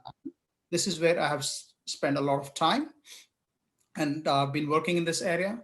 I'll provide some insights on how we really need to understand a sacred site and what's the current mechanisms of responding to cultural landscapes. And then from there, I'll launch into reframing of sustainability. I think Daniel has already given a few pointers. I will probably expand onto some of those, particularly using the Indian context. Okay. Right. So this is Braj. I think most Hindus and Indians would know about Braj. Braj is the land of Krishna. It's a play area or childhood playground of Krishna, as we all know. But it is not until 15th or 16th century when this landscape was actually brought, or this mythical or imagined landscape was brought into the geography of India, particularly by the Vaishnava saints during the Bhakti movement. I'm not going to go about the history of it because there's a fair amount of literature that I've written on this. But what I want to draw your attention to is that Braj was considered as a landscape of Krishna, where he performed divine leelas, and they were all connected to certain geographic elements. And therefore, they become the anchors of the sacred landscape. And Braj Yatra, a journey, Yatra is journey, a journey through this landscape becomes a way of knowing that landscape. So essentially, pilgrimage originates in this concept where we have natural elements imbued with sacred values. Now, this is a circuitous journey, but this is also a physical place. It's right now in the middle of the Golden Triangle, Delhi, Agra, Jaipur. But in the 15th, 16th century, it was probably a barren landscape with mountain or river, which became the area of geographical fixity. Now, I did some mapping work using spatial historical geography approach. And how is this landscape, a cultural landscape, converted into pilgrimage landscape? That's the journey that I'm going to talk about in the next 5 slides, and give you a little bit of highlights of how a sacred place is actually made. So in the 15th to 18th century, this is the pre-colonial period. And I've done that distribution of or periodization primarily because I think the colonial rule changed the way we looked at sacred landscapes and cultural landscapes. So pre-colonial period is when you have the Goswamis from other parts of India who come into this sacred landscape, discover this landscape, and start settling in there. They had land grants from the Mughal court and Mughal ring. There were these ideas of kings and kingdoms trying to create their own temples. Once you have a temple as a place of worship, then you already have pilgrims coming in. So in the very first period of its growth, you find this Yamuna River being flanked by a few beautiful gardens, sacred gardens within the Braj landscape. So there is Bihar one, there is a number of ones. I'm not going to go into all of those details, but from that one, you also have the Vrindavan is called Vrindavan. It's one of Vrinda, which is Tulsi. So a sacred plant, and you've got a forest. But as you start building up temples, you start seeing the change in the landscape. So Haberman notes in his beautiful anthology about his encounter in this landscape it's from a dense jungle, sparsely inhabited, Vrindavan is transforming into a pilgrimage site with flow of religious gurus and pilgrims. But what you also start to see now is, how is this landscape changing? So the first, of course, most important part is that you have the temples, because those are the physical places of worship. You also get, with the temples, the havelis where religious gurus stay, and those havelis become a part of the sacred landscape. Then you have ashrams, akhadas, and kunj. Now, kunj is a particular building typology that becomes central to Vrindavan and most of the Krishna places. Kunj is like a bower where Krishna is seen as performing his lila with his consort. Now, using that as an inspiration, you find a lot of buildings or havelis designed in this fashion of kunj, with courtyards and play of light and shadow. Then you get the riverfront, which is the ghats. The ghats become the ritual and recreational space. Recreational because this is where most festivals, Hori Ras, and all of those cultural performances take place. It's also ritual because it gives you the opportunity to worship Yamuna. So this is now the changing format of the landscape. Then we come to the colonial period. Please mind you, I'm kind of jumping 5 centuries of evolution in this very brief presentation, but with the idea that we need to look at sustainability from a very different perspective. Now, colonial period is when we get civic administration. So we don't have those kingdoms or the kings as patrons, but you get the civic administration, you get the municipality, you get the district collector, and that changes the way we start looking at heritage and landscape. So you also have the ASI, Archaeological Survey of India, coming in, starting to look at some of the 3 centuries, 4 centuries old monuments and starting protecting them. You also see the distinction between the religious approach and the utilitarian approach, where you have the elected body coming in and making decisions for the town, the roads and railways. Vrindavan had a railway station in about 1910. And then you start to see a new gentry class, which comes as big patrons of pilgrimage. So you get merchants, you get railways, which bring in hundreds and thousands of pilgrims. So as Graus, the district collector of Mathura in the late 19th century, observes, this is a settlement of about 21,000 residents, 1,000 temples, 57 neighborhoods, a ghats, and a floating population, which is maintained entirely by temple and religious reputation. So what does this look like?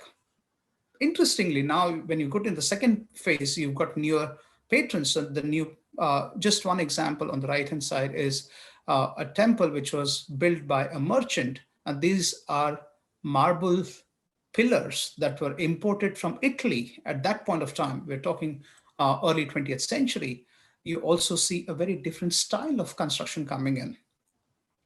You get new structures, which is temple complexes, so huge complexes. So entire estate of Vrindavan was divided between two merchant families, more or less.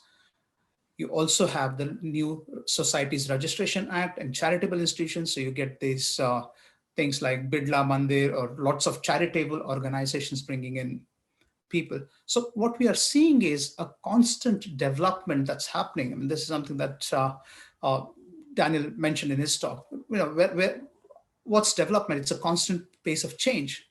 Now, this gets even more intensified when we come to the post-colonial period, where we start to see abolition of land, landlords, privipers, which means all the kingdoms were abolished, and we see democratization of patronage. Now, I've written extensively about all of this. You can find somewhere else. But the key moments in this history are, one, the international forces that come into. So International Society for Krishna Consciousness. This is also the time when India is warming up to the Westerners, seeking spiritual enlightenment, 1970s. You start to see a lot of foreigners coming into Vrindavan, and you've got a booming tourism industry. Also, because there is tourism industry, you also get migration. Now, this migration is very peculiar. Migration is for the need of second homes, because people from Delhi or big metropolitan areas have lots of money, and they want to now live in with Krishna, because they want to spend their time in a sacred space, a sacred place. So you get a big demand for second homes, and then you start to get these fantastic advertisements, which is welcome to this holy land of Krishna, holy forest plots for sale. Now, that's how we start to change the landscape. And you are wanting to buy peace and tranquility through these kind of things. Now you look at the photographs, and these are names called Radhika Kunja and Keshav Kunja. And what you see below is an absolutely modern apartment, which could be anywhere in Noida, in Faridabad, in Gurgaon, or in Delhi. A cumulative impact of all of this is that you had a rural place, a rural landscape, and that was subjected to enormous pressure of people coming in all the time, but it didn't survive in terms of governance and all of that. So it's a village turned into a massive gathering place without adequate infrastructure. So what you see today is it's a sixth popular destination in India, about 13 or close to 14 million visitors every year. But the resident population is only just around 70,000 people, and an area of 24 square kilometer. And I love this quote, which a local guide always says, come to Vrindavan, you've got 5,500 temples. Now, where were these built? How were these built? They were built over 4 or 5 centuries. So now where does the sacred landscape remain? Now, one of the key things that we need to understand is this: when people come there, they're not coming only for visit, they actually come to perform. There is an active religious practice, and that involves rituals and performances, and that makes up this as a key pilgrimage landscape, because without all these activities, that landscape will have no meaning. Now, what happened to the Braj Yatra? Just on the sidetrack of it, I thought that this is an important bit. So I did a Braj Yatra myself in 2005, 2006. An interesting bit is when you compare that with something that was done in 1980s, it was a 300 kilometers circuitous route, about 23 to 40 days. So you actually live in that landscape, move around with these troops of pilgrims, sometimes between 2,000 to 7,000, but it happens once in a year or twice in a year. But the yatra that I did was done in 150 cars, 10 minibuses. It was organized by a religious guru, and we had about 2,000 participants. Over 7 days, we just went from Vrindavan to Barsana, come back, Vrindavan to Govardhan, come back, Vrindavan to Biharvan, come back. So Vrindavan is the center of movement. All of this is adding to the change in landscape, right? So these are just some of the glimpses. So now what happens to these rural places? Now, are we talking sustainability or are we talking development here? Now, these are key concerns that should bother us when we talk of religious and cultural landscapes. Right? So a small village of about few hundred houses, and you've got about few hundred cars trying to get into that one little village or in a forest. And this is religious gurus who are organizing this. Anyways, so with long history, I'm trying to summarize that in kind of few minutes. How do we understand a sacred landscape or sacred site here? So one, sacred landscapes have a spirit of place that is reproduced through religious activities. Now, on the left, this is one of my favorite photographs. It's a wall which has got all the tiles, the marble tiles, and it has the names of the donors who have donated towards making of the temple. This is a classic example of democratization of patronage. And because people invest in this culture and religion, you start to find a different kind of religious and cultural heritage that comes in, and people come for this heritage. And that's why you get pilgrims also, you get tourists also, you get religious tourists also. So this intertwining of religion with culture is an extremely important process that leads to generation of religious and cultural heritage that contributes to spirit of place. In doing all of this, there are very important institutions that are engaged, which regulate, manage, and contest these changes. And I mentioned very briefly, the colonial period saw the division of the religious authority with the municipal authority. And that's something that really creates a lot of tension. So, but at the core of all of this is that and tourism infrastructure. So how do we really blame any, or how do you really say whether this should be done or not done? So these are the four parameters I think are extremely crucial to understand sacred landscapes. And they're all constantly interacting with each other. Now, how do we actually address these issues of cultural landscapes? Now, one of the big things that we have from governance point of view is development planning. So what we do is do master plans. Just one example, what you see is a very large yellow color into this particular plan. This is Mathura Vrindavan Joint Development Authority Plan. And what you're doing here is treating this like an every other town, as an urban town. And so you increase the residential area, the yellow color, but you are not really responding to the nature of this landscape. If you look at the map, the proposed land use map for Govardhan, which is a kind of a linear mountainous range, again, you find the same thing, that you're not really factoring in that cultural importance of the place. I've done this similar studies in other places as well. This is in Shirdi. So Vrindavan is only one symptomatic case, but it's a common phenomenon everywhere. So this is in Shirdi, where I did some work. Some of the key findings are there is repeated failure of forecast because we don't understand religious tourism is the way that we actually understand sacred landscapes, and they want to be there. Insufficient land allocated for tourist infrastructure, and therefore encroachments happen. Now, on the right-hand side, in the lower part, you'll see the map of a proposed map. Again, a lot of yellow color, which is residential, but the development has already taken out excessively outside boundaries of the municipality. Similar thing you'll find in Pandharpur as well, where Pandharpur is almost considered like a Vrindavan of South, where you've got the river and again, just yellow color without recognizing the importance of ashrams or different kinds of cultural attributes of the place. If you look at tourism development, on the other side of it, there is a whole bunch of problematization because we don't have a policy which really responds to the culture and heritage, in particular religious heritage, because of the secular nature of the state. If you look at heritage, it's managed by archaeology, which itself is a very kind of prohibitive approach taking organization, frozen in time. If you look at local destination level, there is probably town and country planning, and I've already talked about how that is not really helpful. So all of this renders these sacred landscapes very, very difficult space to work with. So coming to my final concluding remarks, this is a standard 3-pillar sustainability idea that we talk about: social, economic, environment. I think for landscapes, sacred landscapes particularly, we need to look at a few considerations based on the history that I've just briefly given to you, that they have a spirit of place, and it's the spirit that will attract visitors and transform landscapes. It is produced with special practice of rituals and performances. It gives rise to tangible heritage. And therefore, if you really want to look at sustainability, you need to add that layer of spirit of place within all these considerations. How do you do that?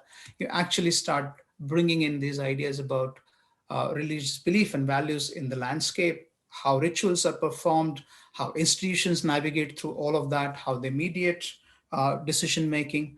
All these factors related to this religious and cultural heritage have to come into the discussion. So to wrap up, if you look at the Braj Yatra, I mapped it up using Google Earth, and I've done some research onto it. Instead of looking at smaller town plans, for one plan from Mathura, one plan for Vrindavan, we need to have a larger landscape approach to this, which is talking about bringing back that glory and understanding that glory for tourism or heritage purposes. And landscape character is something that renders spirit of place. So whether we want to go to the kind of character that we want, or maybe in few years' time, is this going to be our heritage? These two are my favorite photographs. One is in Shirdi, both of them are in Shirdi. Just by writing Bhakta Nivas, which is where pilgrim will stay, you don't make a place sacred, or you're constantly negotiating the problems of urbanization with spirituality. I think I'll stop there. Thank you so much. I'm done with that. Okay, thank you very much, Kiranji, for giving us radiant path. Your name is Kiran, means radiant of light. So you have really linked what we call interfacing. One side is the spirit of in-depth perspective and conceptual framework of sustainability and sacred landscape in Indian context. This is a wonderful approach, the way you are going. So in my opinion, you are just like following the path of Shankaracharya, the real pilgrim, and trying to expose the path, whatever you have experienced. So if somebody asks me what Kiran is doing, why you are a good friend, I say a single word, that look, he's the man who is trying to say something to be co-shared based on the deeper experiential feelings, and then putting something theoretical framework that other young scholars may also get benefit. So we have all learned from that, and I hope that when we will proceed further for publication, you would do some more things for the younger generation. Thank you very much for joining and inspiring and enlightening us. So coming from all theoretical construction to real deep understanding of the sacred escapes. Okay, thank you, Kiran. Thank you, Ranaji. Okay, so now I proceed to the next speaker. I think she will be here. Patricia Noga Collins-Kreiner. Yes, I am. Yep. Yeah, okay. So shalom to you, and very Shalom. dear friend. And what I used to say that it is just like if you can use the Western symbolic expression, so we can say that she is the lady with the lamp guiding pilgrims and those who want to have something deeper experiences of the sacred site. In the Western context, especially taking Israel and nearby area. And I have been very much inspired since last at least 15-20 years. We have contact, and she is mostly emphasizing pilgrimage and spiritual tourism. So that is a great occasion again to listen, and people can try to learn a lot. Okay, Noga. So may I now humbly request, please present your presentation. Okay, thank you very much. I would like to start sharing my screen. It says that I cannot do it. Can I please share my screen? It says host disabled, participant screen sharing. I think Oh, I think I've done, Noga. Yeah. yeah. Okay, let's move to the beginning. Okay. Yeah, it started. Yeah. So first of all, I would like to thank the organizers for organizing this important meeting and inviting me to speak at this important webinar. I really feel as if I'm sitting somewhere else, probably in India and not at home.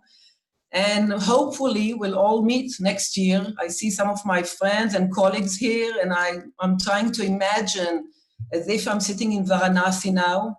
I promised Professor Rana several times that I come to visit him. So now I promise again, the minute the coronavirus is over, I'm coming. And we are in the second lockdown here in Israel since last Friday. And who knows how long it will last. It's a very weird situation. And also, it's the first time for thousands of years in the Holy Land that there are no pilgrims visiting the holy sites. Before the lockdown, I was traveling all over Israel. I visited the Christian sites. I mean, I tried to visit the Christian sites, but they are all closed. Jewish sites, Muslim sites, Baha'i sites, and it's a very weird feeling. Hopefully, soon, the situation will change. So the Holy Land is still holy, but no holy visitors anymore. So what I will try to do in the next 10 minutes, I'm going to be very short and clear in my presentation, is to try and present the 5 main trends that I have found in religious tourism, pilgrimage, secular and spiritual tourism nowadays. And I want to mention that it's based on my own case studies and my own experience in the field. Maybe later on in the discussion, we can discuss different case studies and so on. So this will be actually the first part of my presentation. And in the second part will be very short. I will try to present some of the challenges during this era and after the coronavirus. Maybe I'll try to connect to my friend Daniel Olsen, who was talking about the pandemic, but mainly I will be talking today about the 5 main trends in religious tourism and what I find as the main things that should be presented. So the first trend that I would like to present today is the de-differentiation between religious tourism, pilgrimage, I would even say dark tourism, heritage tourism, spiritual tourism that exists today. In the past, it was quite clear and quite possible to differentiate between religion and tourism. But since the 70s, we can see as those 2 phenomena are emerging as one phenomena. And today it's very hard to differentiate who's pilgrim, who's a tourist, and who is coming for which reasons.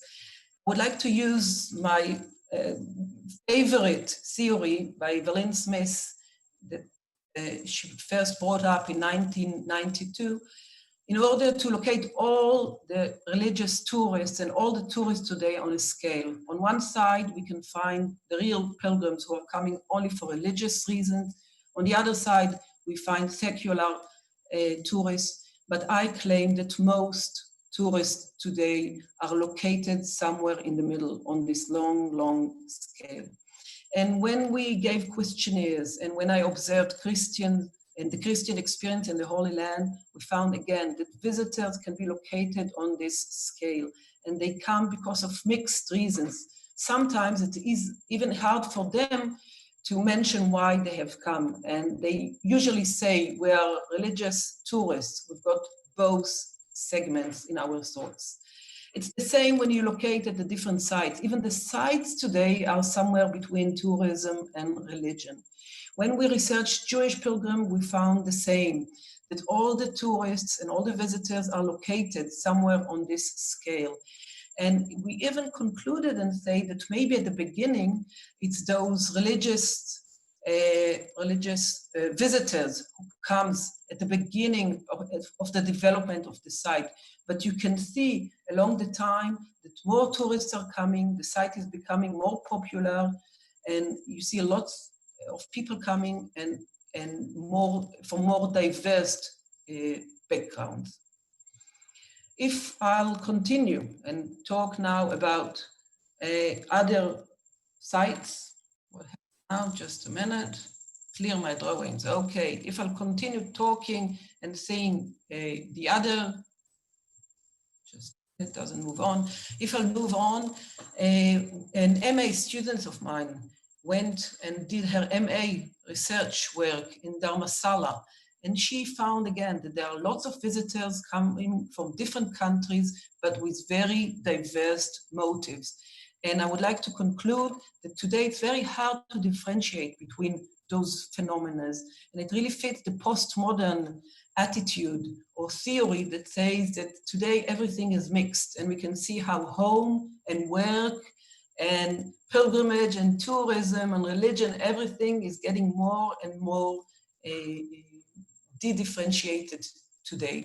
It will be very interesting to see how the coronavirus will change those things as our lives are becoming more and more complicated, and it's hard to differentiate one phenomena from the other. The second trend that I found in my different works is the expansion of the phenomena. If in the past people used to visit sites, we can see that today people are hiking or walking different ways or hikes, and they claim that it's pilgrimage. The most popular one is the Camino, but nowadays you can come to Israel and walk the Gospel Trail and the Jesus Trail. And in many countries in the world, you can see those hikes. And even if you look at different frames or topics today, you can see that many of them are relating to religious sites. There's a big debate, and I think that most of the researchers here are involved in this debate, if dark tourism is part of religious tourism or pilgrimage, and how is it connected? What about secular pilgrimage? What about heritage tourism? How is it connected to religious tourism? What about secular shrines? Is it pilgrimage? Isn't it pilgrimage? And we can see that things are getting more and more complicated in the 21st century. This is one case study investigated a few years ago near the university. We have a memorial point, and it was very interesting to see who are the people who are coming, why are they coming, and many of them claim that they are pilgrims who are coming to part of dark tourism. The third trend is, I've seen that many works today are trying to research the inner experience of the pilgrims, and it reminded me of the exponomy. Is a big topic nowadays in tourism research. Pine and Gilmore claimed that today we are living in the experience economy. They claimed it in the 1998. And then today, many tourist planners are trying to create this experience in their sites. And what I say that actually this experience exists in the pilgrimage phenomena for thousands of years. So the tourism industry is trying to create something today that actually exists in religious tourism and pilgrimage for thousands of years. So exponomy is the next economy, but what I claim that actually we have got it already in pilgrimage studies. And nowadays we can see that many works are researching either pilgrimage and visiting sites, or researching pilgrims, or researching both. Also see a very interesting transformation in the methods. In the past, we used to see a lot of quantitative analysis, but today we can see more and more content analysis, interviews that are being done, analysis of blogs, Facebook groups, and many other methods. Fourth trend that I would like to present today is touristification. And I'm sure that everybody is looking at this picture of the Jordan River, for example, in the Holy Land, and thinking of their own site or the site that they are researching. And we can see that during the years, most or many of the sites are becoming more and more touristic. And actually, owners and planners and even different religious sites and organizers of groups are starting to promote those sites as products. They've got websites, they've got live web camera, they've got public relations, come and visit in this place. It's well organized with travel agencies, there's festivals and events going on. You can send an email today to the Western world. If you can't come, you can always send an email and ask questions. You can see the marketing to those religious sites. You can see even selective segmentations to different kinds of pilgrims that can come to the site. The main example that I can give is the Baha'i case study and the Baha'i shrine in Haifa. I'll shorten my lecture and won't give all the lecture about the Baha'i sites, but we can see that we've got actually two groups of people. We've got the pilgrim and the religious site experience, but from the other side, we've got the secular tourist, and they've got two different websites, two different kinds of marketing. Come and visit the sites, either because they're religious or secular. So it's very interesting to see what's happening to holy sites today. Are they becoming touristic sites as all the other touristic sites? And what will be in the future? Will they be just another product in the long list of touristic products? It's a bit disturbing if we look at religious sites as touristic sites. Maybe we can look at them as World Heritage Sites, which is also part of the tourism industry. So this trend of touristification is also happening today, and it's very interesting to see what's happening in different sites in the world. And as I can see many of my colleagues here, let's do a joint research and try and see what's happening to different sites in different religions and different countries. It should be very interesting to find. Fifth and last trend that I would like to present today is the conflict at different sites. There are more conflicts about whose sites is it, who's coming, what can they do at the sites, and especially in the Holy Land, it's very interesting to see. You can't talk today nowadays anymore about true and false. Each group has got its own ideas, own narratives, and it always reminds me, I don't know if you know this famous picture, if you look at it nowadays, you can see two figures. You can see an older lady and you can see a young girl. Later on, you'll tell me which one have you seen, but I think that we, as researchers, should see both figures and should understand both sides of the groups who are involved in this conflict. 2 years ago, I was doing a long research about Nazareth, and we've got a big conflict among Christians and Muslims at the sites. And it was very interesting to see, as a researcher, not as a resident of Israel, what's happening with the conflict, who's winning, who's going to take control. Is it the Christians who for more than 2,000 years have been leading the religious tourism aspects in Nazareth as one of the main holy sites for Christian, or is it the Muslims who are the main residents of Nazareth nowadays? As you can see, that the number of Christians in Nazareth is declining, and nowadays only 28% of the population are Christians and 72% are Muslims. So to who does Nazareth belong? It's a big question nowadays in Israel, and what should be the future planning and development and religious tourism in Nazareth. So those are part of the questions that are being asked today in the Holy Land. It will be very interesting to analyze narratives and conflicts in different countries and sites in the world. So those are the 5 main trends that I have found in theory and in practice in my own research here in the Holy Land. And regarding the future, it's a very interesting question, because when you visit the holy sites nowadays in Israel, the sites are empty. This is a picture from Mount Tabor. This is a picture from the Jordan Valley, the baptism site. Nobody comes nowadays. All the sites are closed. Nazareth is longing for Christian pilgrims. as the city is in a very bad condition, talking economically. So the question of religious tourism is a big question nowadays, but I personally believe that religious tourism is a must. And I believe that religious tourism and pilgrimage will be one of the first segments will be booming after the coronavirus, as believers all around the world would like to visit the holy sites and would like to pray and would like to believe after the big crisis that's happening nowadays. So thank you very much for listening to me. Hope to see you next year in Rio, not only via Zoom. Yeah. And thank you very much again.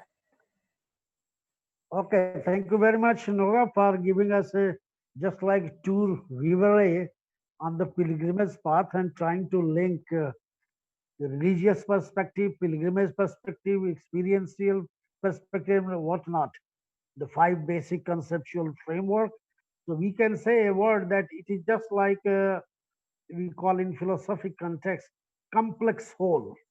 So it is a big hole, just like black hole. It is a light hole where everything is mixed together. It depends upon the human conscience and understanding that we can try to link. And at the end, what you say that there is a future, you have to think like that. Everybody should try to think that there is a future. We all need something, human relationship and religion in deep sense always play the role for that. So thank you very much for enlightening us on that perspective, and you have really guided all of us on that deep pilgrimage path. Okay, thank you, Noga. Thank you. Okay, Thank you now, okay, thank you. Okay, so now we have one more presentation that was shifted from the program. That is a video chip because she was unable to due to time frame. So, in fact, due to time difference, she has shared the video presentation. Now we are going to show that is by architect Madam Patricia M. Donnell, who is the president of the International Scientific Committee under the sponsorship of ICOMOS and IFLA, and dealing with, she has long experience.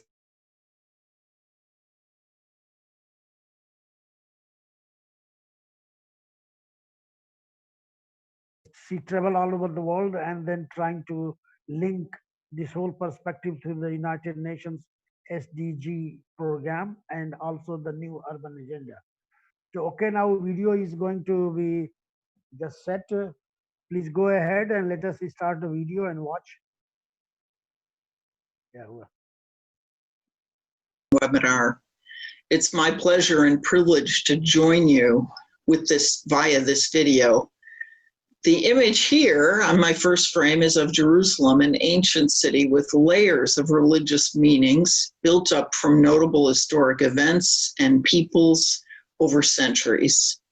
Spiritual tourism is a daily expression of these evolved values, where being present in this special, deeply layered urban cultural landscape is a goal of thousands. However, today we are surrounded by the challenges of our time, with tourism at a standstill due to the pandemic and pressing, complex environmental, economic, and social issues facing humanity and our home, planet Earth. I want to use this opportunity to highlight the United Nations Sustainable Development Goal, the Global Agenda, targeting 2030. These 17 goals and their specific targets were approved by nearly all worldwide governments in 2015. We're 5 years into the agenda for 2030. All of us should be actively talking about and applying these goals and targets to our work, but I find that many colleagues fail to frame their local and regional efforts within the UN SDGs. I hope this keynote presentation will help you see how to actively incorporate the SDGs into your daily lives and professional works. Let's start with a little discussion of a much used and often misunderstood term, sustainability.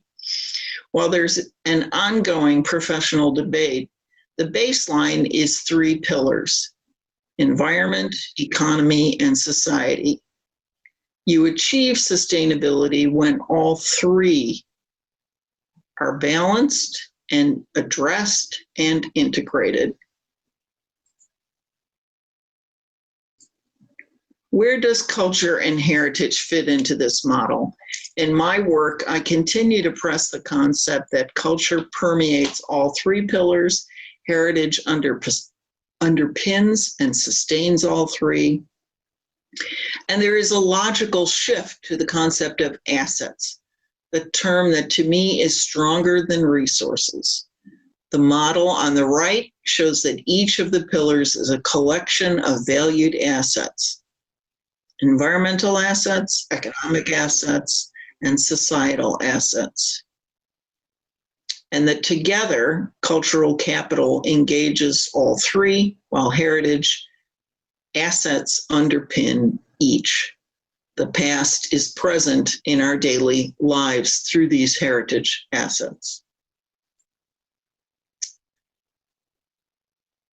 I think it's important to also talk a bit about cultural landscape methodology. We use character-defining features or contributing features to address the tangible resources. This view of Rio de Janeiro captures the image and reality of this evolved cultural landscape, inscribed in 2012 as the Carioca landscape between the sea and mountains. When we consider urban and rural cultural landscapes, it's useful to apply a framework of the tangible character-defining or contributing features to our thinking. This is the listing we use at Heritage Landscapes every day to capture the elements and features of a place. In parallel to the tangible contributing features are the intangible assets of a place. Here I show a public square and church in the Mexican Mayan village of San Juan Chamula, a place of ritual, evolved, continuing urban landscape. This list is a partial capture of the intangible heritage resources that aid in documenting the aspects of intangible cultural heritage. The engagement of local values and voices is a critical aspect of deepening understanding of the intangible assets of heritage that take place within a cultural landscape. The landscape is the vessel for these valued traditions and practices. I'd like to continue to explore the assets of cultural landscapes and the inaccurate and unhelpful separation of cultural and natural aspects of landscapes that plagues the planet today. Let's consider biological and cultural diversity. Are these separate, or is there an overlap and a unity in our contemporary situation? Taking habitats into account, worldwide, there are more human-shaped habitats than natural habitats. As habitat, these are vessels of biological diversity. Biodiversity is expressed in robust and meager habitats of all kinds, ranging from barely touched natural environments to wholly human transformed place that hold habitat function. From the cultural side, diversity expresses itself as both tangible and intangible heritage. Bringing these together, we begin to see the level of overlap and the interrelationships that are critical to understand in our cultural landscapes work. Completing this conceptual model, the areas of relationship reveal that culture and nature on Earth are entangled and inseparable. The reunification of culture and nature forms an important underpinning and baseline for our cultural landscape professional endeavors. Given this integration, another useful platform is the protected planet data. Currently, some 15% of terrestrial and 7.91% of marine areas have types of legal protection. For emerging professionals and others, working with protected areas can be a rewarding and challenging career path. IUCN, the International Union for the Conservation of Nature, uses category 5 to describe a protected area where the interaction of people and nature over time has produced an area of distinct character with significant ecological, biological, cultural, and scenic value. Note that these are multifaceted, but may have relationships to each other, are likely to be integrated and entangled. The description of category 5 goes on to state where safeguarding the integrity of this interaction is vital to protecting and sustaining the area and its associated nature conservation, as well as other values. In other words, cultural landscapes. From this example, a water garden at Humayun's tomb, we see the understanding of the culture-nature continuum, which includes landscapes of meaning. This is a place where Humayun's tomb, a commemorative place, where landscape and, in this case, a degree of waterscapes create a setting of spiritual and commemorative meaning. So let's move on to the future we want. I believe it integrates culture and nature, integrates the UN Sustainable Goals and Targets. On the 25th of September, 2015, the UN countries, nearly 200 of them across the globe, adopted a set of goals to end poverty, protect the planet, and ensure prosperity for all. These 17 goals have companion 169 measurable targets and 15 years of proposed aligned global action to achieve the goals by 2030. Now we can look at these and say, okay, zero hunger, how does that relate to landscape? Well, that's about food security. No poverty. Well, landscapes are a source of employment and therefore economic wealth for many people on the planet. But clearly, Goal 13, climate action, Goal 14, life below water, Goal 15, life on land, are all landscape related, as well as Goal 11 for sustainable cities and communities. In researching the UN SDGs and the 17 interrelated goals, I came up with this interesting scientific model, a diagram that shows direct connections between and among the 17 sustainable goals. For example, health is related to gender, is related to poverty, is related to water, is related to climate change. And if we speak to goal 11, 11.4 is the only one that actually cites the term cultural and natural heritage, which therefore gives us an inroad into the UN SDGs from the culture sector side. The targets that are relevant to cultural heritage include many. I would suggest housing, basic services, transport systems, disaster planning, air quality, waste management, participation, inclusivity of urbanization, all of these are related to Goal 11. So Goal 11, to make cities inclusive, safe, resilient, and sustainable with human-shaped cultural landscapes. There are really not any unaffected natural landscapes in our cities. Even those that are protected areas have been shaped by the work of people over time. So I offer a few examples here. 11.8, support positive economic, social, and environmental links between urban, peri-urban, and rural areas by strengthening national and regional development planning. So this is a way that as professionals in realms of planning, we can make a contribution.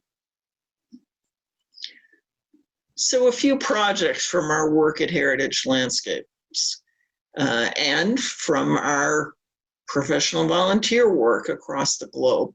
In this case, Jackson Park, an entangled culture and nature, homestead and habitat integration that we carried out through its completion in 2019, beginning in 2014, as a collaboration with a private partner, the Chicago Park District, and the Army Corps. The goal was to use ecology and heritage in an integrated manner to uplift and expand the South Park's framework planning and to specifically improve Jackson Park that had suffered a number of not very sensitive changes over time. So one of the things we understood from the local folks was that you couldn't move through the park very well anymore. And because of that, there was a sense of lack of safety because you couldn't really understand the landscape and gain a sense of it. So one of the pieces that we added to the work was not simply vegetation improvements for habitat, but the creation of these areas with overlooks onto the water and to move through the landscape effectively. We believe that there were at least 5 goals touched on in this project, goals 10, 11, 13, 14, and 15. By uplifting an urban park, it becomes more resilient, it addresses climate action and the ability to take on the shocks of climate change, as well as improving water quality with the plantings, which were at the edges and within the water, as well as on the banks, and life on land to improve the habitat overall, as well as the ability for people to enjoy it and understand it and gain a sense of personal safety and health and well-being in their use. So this project addressed this particular area where a water body had been truncated. We added these plantings, the paths, and softened the edge of the formerly truncated water body to make this a much more scenic location. And the project used more than 300 diverse native plant species that were all within the Chicago 500-mile radius, 1,400 new native trees, 330,000 new native shrubs, over 1 million new flowering forbs and grasses in 74 distinct plant communities across 10 ecosystems types, with the goal from our side of making them fit the original Olmsted vision of rebuilding this park after the World Columbian Exposition of 1893 and making it work better for the community with those 10,000 linear feet of pathways to reconnect to the historic trail system. In agricultural landscapes, there are some really interesting issues. This is a view of the Cordilleras, the rice terraces of the Philippines, 5 separate areas of terraces. And In the Ifugao region, traditional school is integrating landscape. At the Philippine rice terraces, the organic rice and sweet potatoes that grow in the terraces are a part of local food security, and the whole issue of future farmers is an important one for those of us in the cultural landscape realm. I had the opportunity to work with colleagues in Zanzibar on a World Heritage Stone Town and the adjacent Nagambo neighborhood historic urban landscape workshop. And one of the things we did in this framework was to talk about not only Stone Town and Nagambo, but the Zanzibar National Spatial Development Strategy, which was provided by Director of Urban and Regional Planning, Mohammed Juma, another year after our workshop. We had really talked a bit about the whole idea, can the people of Zanzibar be self-sufficient? You're on an island next to Tanzania, and the People's Republic of Tanzania also includes Zanzibar. So we raised questions of how to enable transformation to bring together the threads of people, growth, investment, and environment, to link inclusion, equity, and poverty alleviation, to address food security and livelihoods. Complex and highly interesting work that essentially address the entire kit of parts of the UN SDGs. So the point here was to look at the topic of building global understanding and sustainability to the UN SDGs 2030 agenda, and to see cultural landscapes as a very strong link between culture and nature. Irina Bokova in 2012, then the UN UNESCO Director General, cites the quote, tangible and intangible heritage are sources of social cohesion, factors of diversity, drivers of creativity, innovation, and urban regeneration. We must do more to harness this power. I would suggest to you in closing that to achieve the UN SDGs, stronger linkages and actions embracing entangled, inseparable culture and nature are required to address inclusivity, social justice, resilience, climate change, and that quality public spaces and urban biodiversity must increase for cities to prosper as healthy and just settlements. Our work in cultural landscapes is critical. Thank you for the opportunity to join you.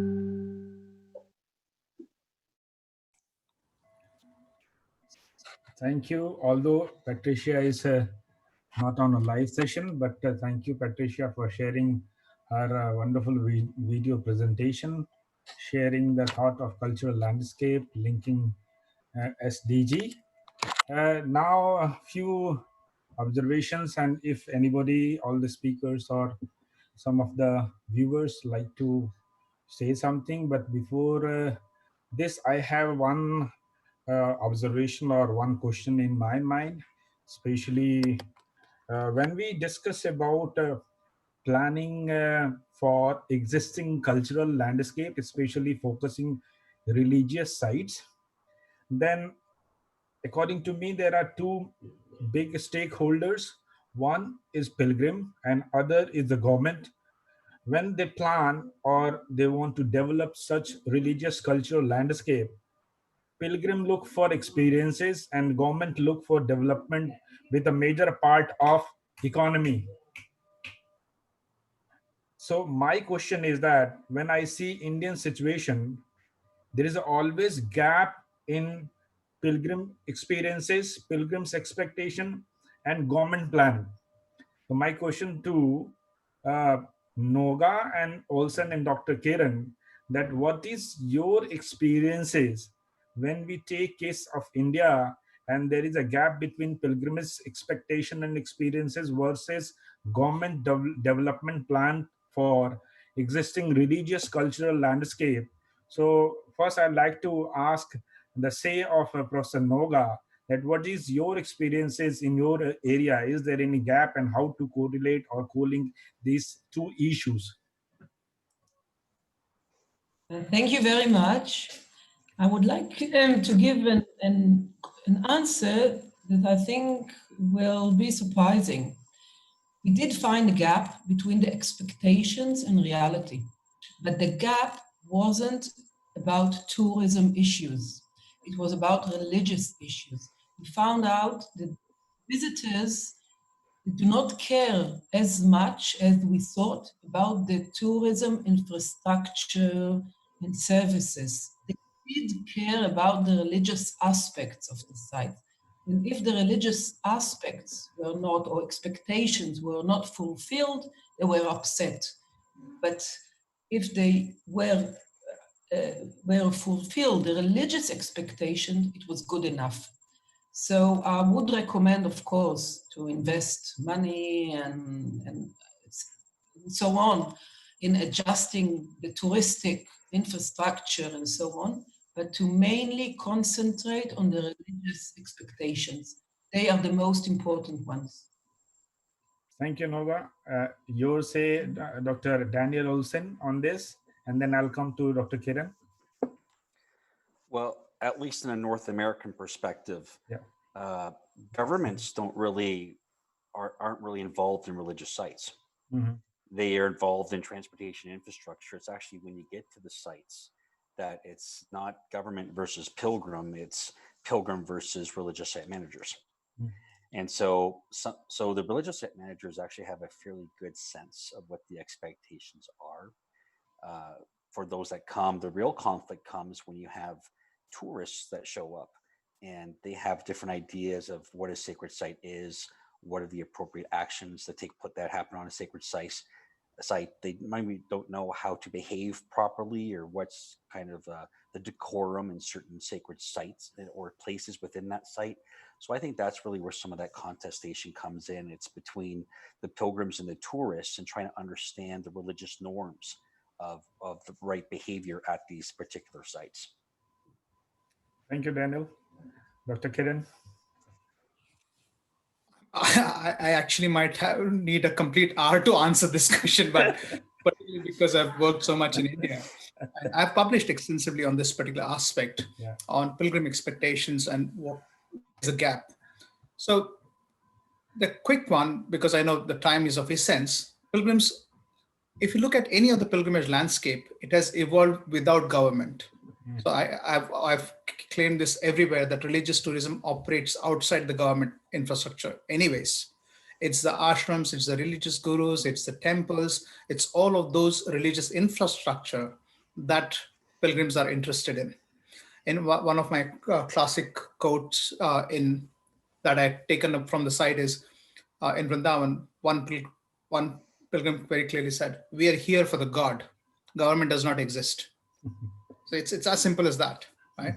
And the government becomes very difficult to work with, primarily because who is government? The government, if you look at local government, it is the elected body, right? And visitors cannot vote. So the local government has no response mechanism to visitors, right? So tourism is a state subject. Now, state government keeps looking at all the other areas but religious sites, because we are proclaimed as secular sites. So you cannot, unfortunately, promote unless it's couched in a cultural heritage terms, right? The moment you say cultural heritage, you've gone outside the domain of the pilgrim. So that's where the big gap is. In fact, one of the key areas of sustainability that talked about is we need to bring in religious institution or quasi-religious government institutions in the management of sacred sites. I'll probably stop there because I can go on for this. Thank you, Dr. Kiran. And in the last, your say Olimpia, when you are thinking about the European culture, and now you are able to see the Japanese society. So what is your experience in that? And afterwards, we'll be closing the session. Olimpia, can you please unmute your mic? sorry. Yeah. Sorry. This is my experience about this topic is different from Italy, no, but where I live in the part of my here and Japan. But a topic very important, Pravin, is that in many countries there aren't cultural policies about this issue. This is a problem. I think very important to organize these cultural policies, finalized to organize this very well, the cultural tourism and the religious tourism in the country. I think very important this point. Yeah, thank you. Thank you so much.